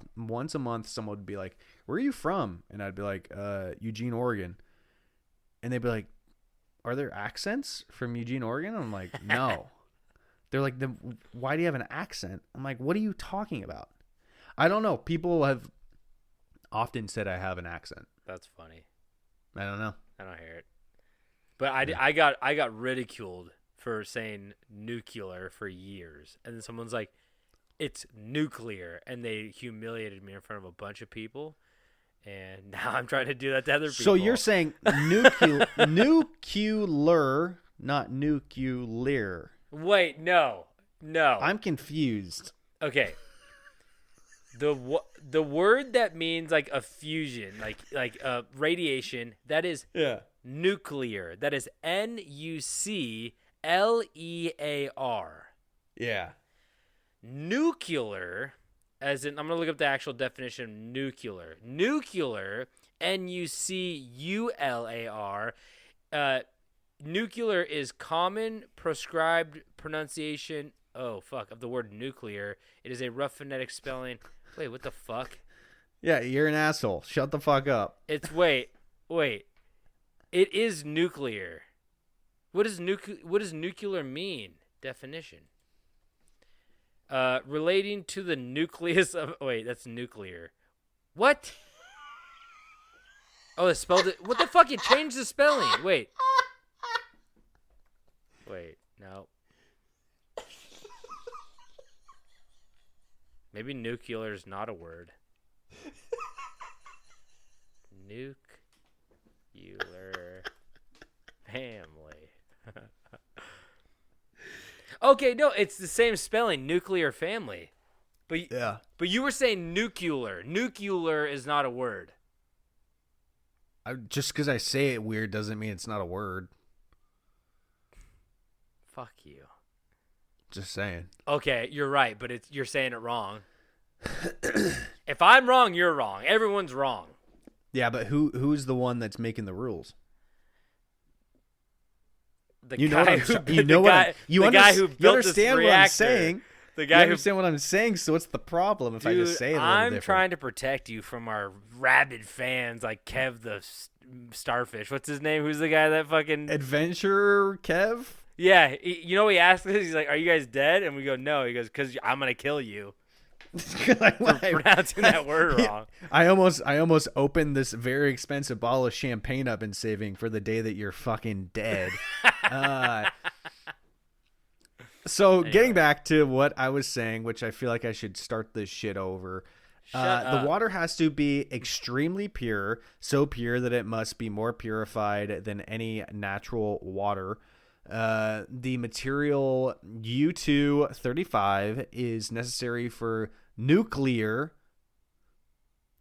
Amen, brother. Is that good? Yeah, Nuclear. No. Fusion to occur. It is one of the isotopes found naturally in uranium.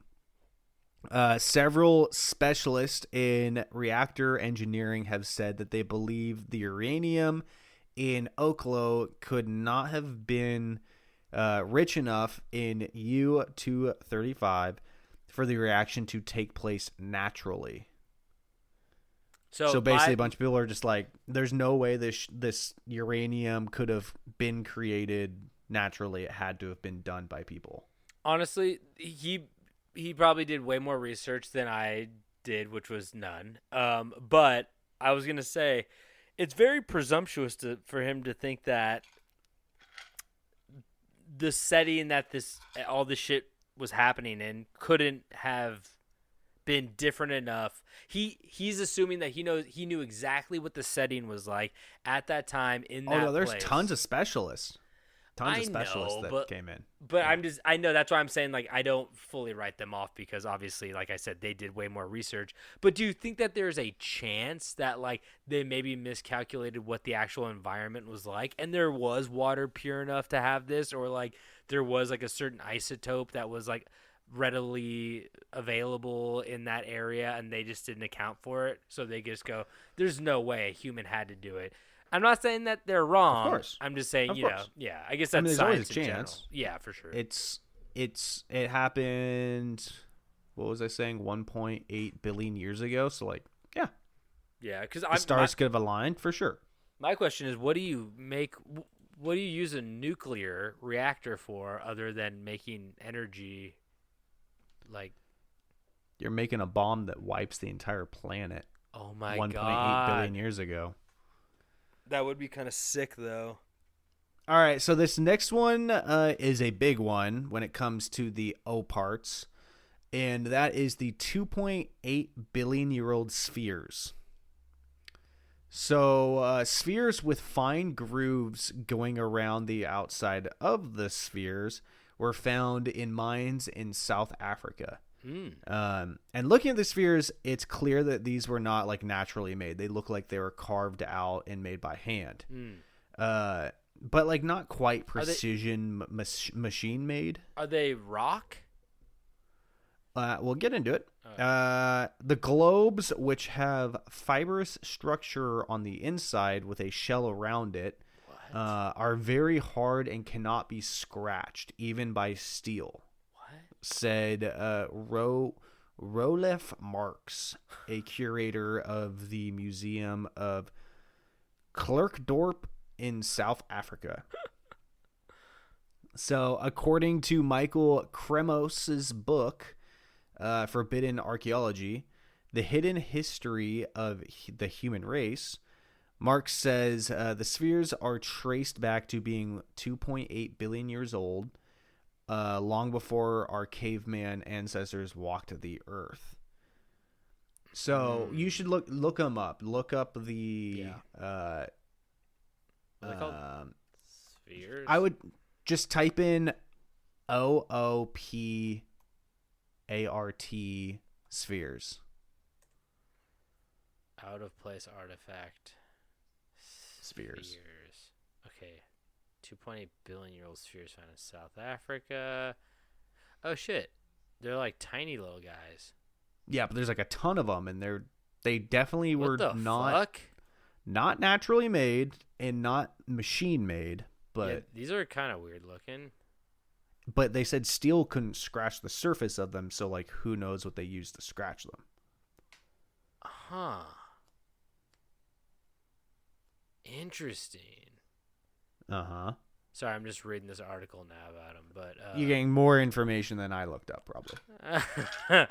they're asking if they're naturally formed and stuff like that, but I can't think of it in any sense that nature would have done that. my only original thought was that they hardened over time, and that's why steel can't scratch them now. But they were softer back then. But still, regardless, that's not the question. Like, Yeah. you know, it's fine if, you know, they were soft and people carved them. It's weird if it's still weird if it's before cavemen and everything. Like, who carved them? Yeah. Then, you know what I mean? Before dinosaurs, before cavemen, like What the fuck? What was here? What was here? So, Tobin, what's the one thing you're always talking about? Cheese. Like one of your most favorite things in the world? Cannibalism. No. Oh. No. No? No. That's right. Plumbing. You love plumbing. Ooh, I do know a fact about plumbing. What is that? That the word plumbing comes from the Latin word plumbum, which is where they got the atomic symbol for lead, which is Pb, plumbum, and that is what plumbing pipes are made out of. They're made out of lead. Man, I thought you were gonna make like a tomato joke. And disappointing. Guess why they need plumbers? Because dumbasses try to flush whole tomatoes down the fucking toilet, get them clogged in the hole. So what if I told you flushes his marinara, guys? It wasn't even marinara. Wasn't. Don't insult marinara by calling that marinara. It wasn't even ketchup, dog. So, Bad. what if I told you we had some 150,000-year-old plumbing pipes? Ooh, someone's got to get rid of that shit. Yeah. So caves near Mount Byongong in China contain pipes leading to a nearby lake. And they were studied by the Beijing Institute of Geology.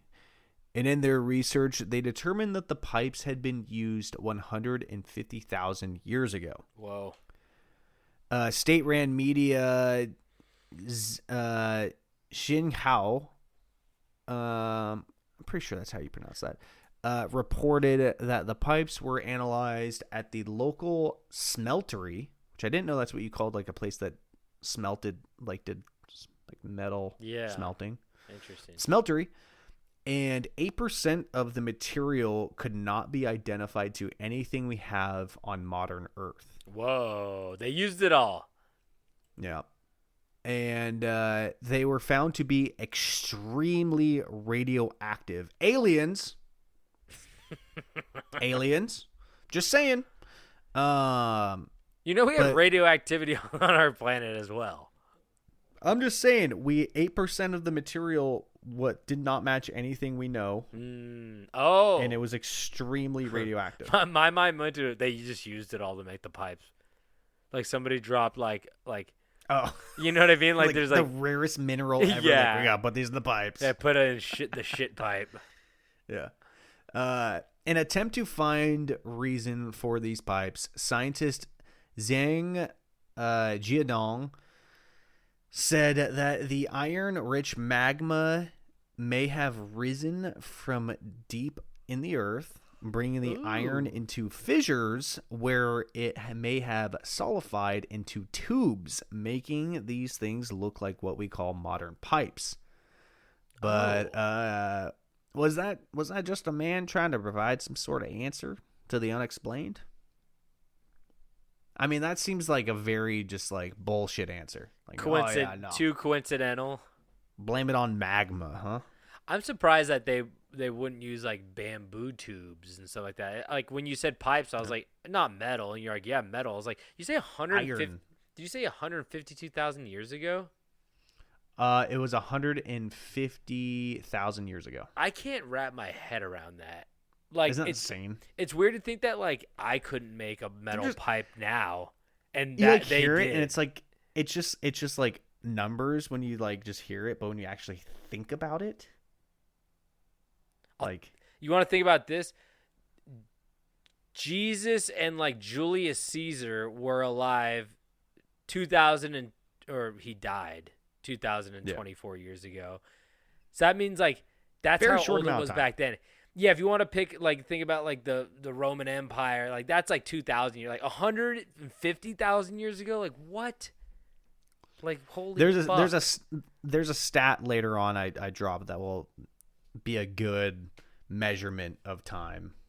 I don't want to say it now, but we'll get into it. So the next one, in 1961, 3 people were out hunting geodes for a gem shop. Oh shit, crazy people. Maybe we discredit this one.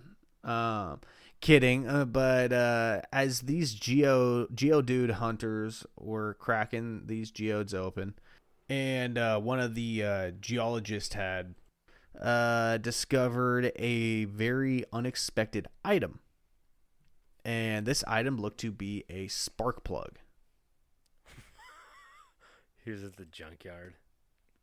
I mean, everybody knows the name spark plug.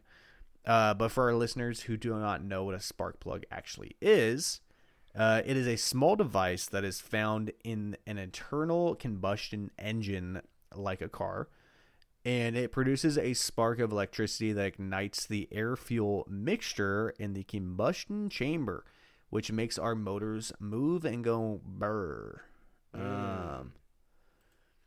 So, well, based on the geode that the spark plug was found, this would mean that the spark plug came from 500,000 years ago.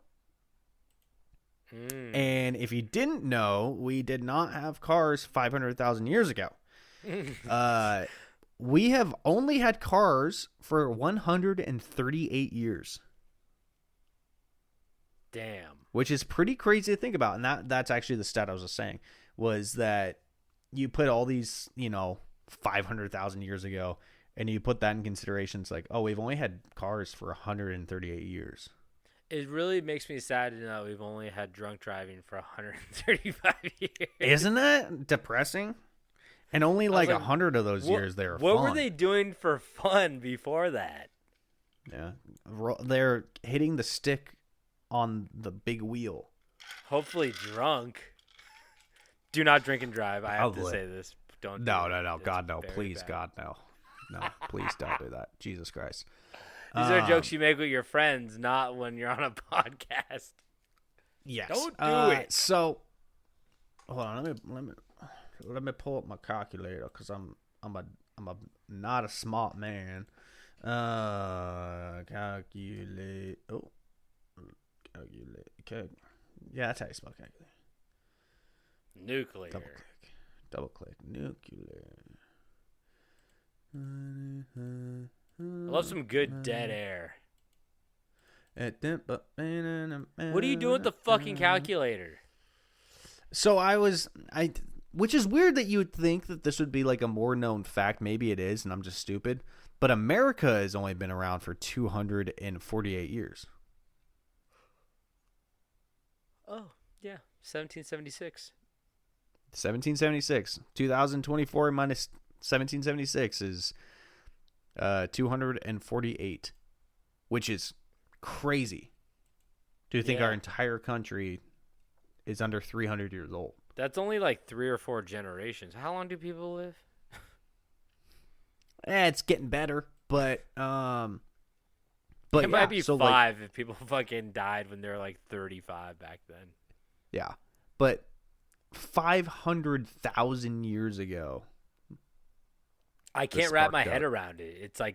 I can't fathom it. It's like when somebody goes like, you could fit like 1 million Earths into the sun. I'm like, I can't envision how big that is. It's like too big. Yeah. I don't know. So this is where we face what I'm sure has an official paradox name. But we're at the situation where the geologist who found the spark plug was never named, and the current whereabouts of this ancient spark plug is unknown, but there are x-rays of it and sketches of it. So we're going to call this the Gary paradox. Is this a fake thing or such a secret that all evidence has been wiped from existence? And I'm not sure if that actually qualifies as a paradox, but that's neither here nor there.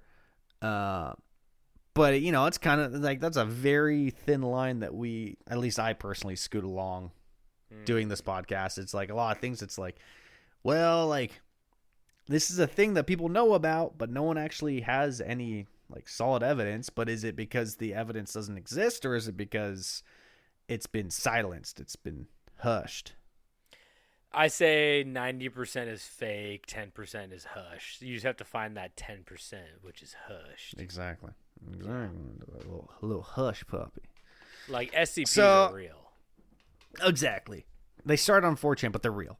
The cake. Now we hit the end where we discuss what could be happening here, which is what I was alluding at the beginning, where I said that we got to do the things leading up to the overarching theme, the true story here. And that's when we discuss what is actually happening here with these artifacts, these out-of-place artifacts. And the way I see it, we've got 4 options. Option A, all of these artifacts are just coincidences that have formed themselves over a long period of time.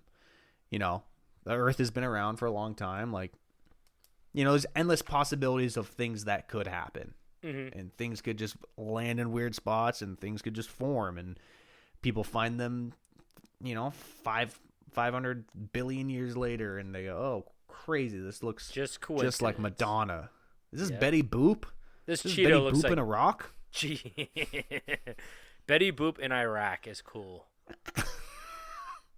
Option B, that would be aliens. That's it. Not going to go any further. Don't need to. Don't want to. It's a good vague, all-encompassing word that can mean many things. It's the answer right there. Option C, could there be anomalies, black holes, or failed experiments that have moved items into other dimensions or time traveling back in time? Is that what string theory is? I'm not sure. Like parallel dimensions all happening. There's got to be that is not an original thought. There's got to be a name for it. Yeah.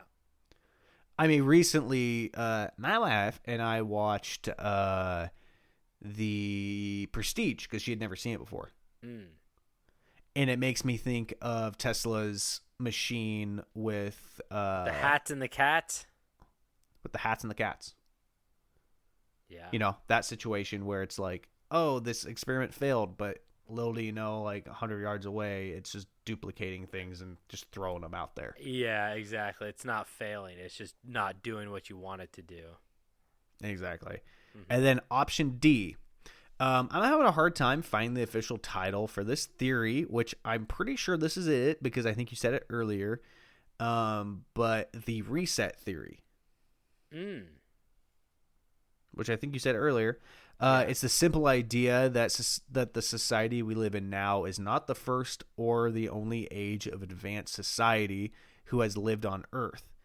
Is it possible that these items came from another time of humankind or other advanced civilizations who ultimately went extinct, leaving the Earth empty until the next round of fish crawled out of the mud puddle and evolved into us? Like, could these be things left behind from other advanced societies that we have no, like, history of, that managed to erase all, well, not all, because we have these things, but, like, you know. Some things fall through the cracks, you know? Like, they're able to get all the big flying cars out of there, but a spark plug might have just, oops, it fell in the dirt. It takes one geode. Yeah. Takes one geode. Yeah. So these O-parts are rarely talked about because they are shrouded in so much mystery. And here at Camp Strange, we want to get the ball rolling. So let us know. What do you guys think? What do you guys think? What do you think?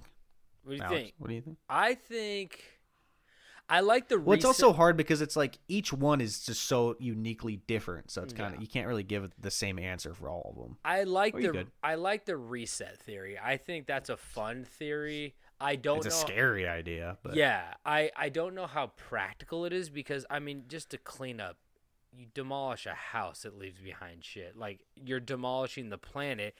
It would have to be some kind of like,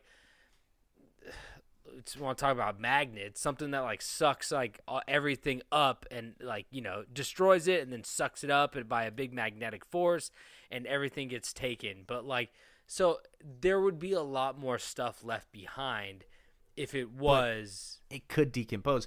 But what if you look into this future where they have, but they're so advanced in recycling and shit that everything they have is ultra. It just decomposes to save the environment. So maybe everything they had decomposed. But why did one spark plug not? Because that was an old Cadillac. Well, if like they make all those spark plugs, like we can't make that out of decomposable material, then there would be more spark plugs. That's the thing where it's like, if there was a lot of one thing left behind, I'd be like, okay, that's a little bit more. It did look like there was a shit ton of those spheres, though. Oh, okay. Which I don't know what the hell those were. Maybe those are the original baseballs. But yeah, that was an art project. Yeah, but still, there was a shit ton of those. Or my other theory would be like parallel, like, you know, parallel universes running concurrently, and something just slips through. Yeah, exactly. Yep. So that might be a thing. Or these fuckers are lying.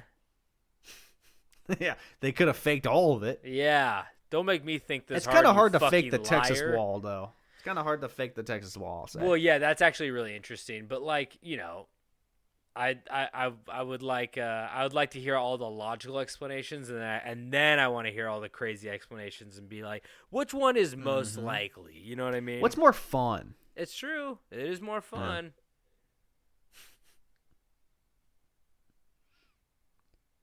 Yeah. All right. I just want to see how long we would have that for. All right. Well, I think that covers all of the stories we got for you today. So thank you guys so much for tuning in. We love when you stick around. We love telling you these stories. If you guys want any more information, you go to Camp Strange Podcast on Instagram. Click the link in bio for merch and for any links to listen to this. But you already are listening to this, so you know where to listen to it at. You can rate, review, subscribe if you would like, and share it with a friend if you'd like as well. If you want to send us an email, which we don't check, you can send it to campstrangepodcast@gmail.com. We are not dead yet. Not dead yet. But if you want to kill us, come find me, bitch. We're getting there. If you want to come kill us, go to Camp Strange Podcast at Instagram. That's all we got for you today. David, do you have anything to say before we head out? Oh yeah, get ready, guys. Next episode, we're gonna be ranking monkeys. Oh my god, I said it out loud, and he wants to go on a 2-hour ranking of monkeys, which is We're not gonna a rank bad them. idea, but We're gonna rank all of them. it's gonna be good. Anyway, thank you guys so much for tuning in, and don't forget to stay strange.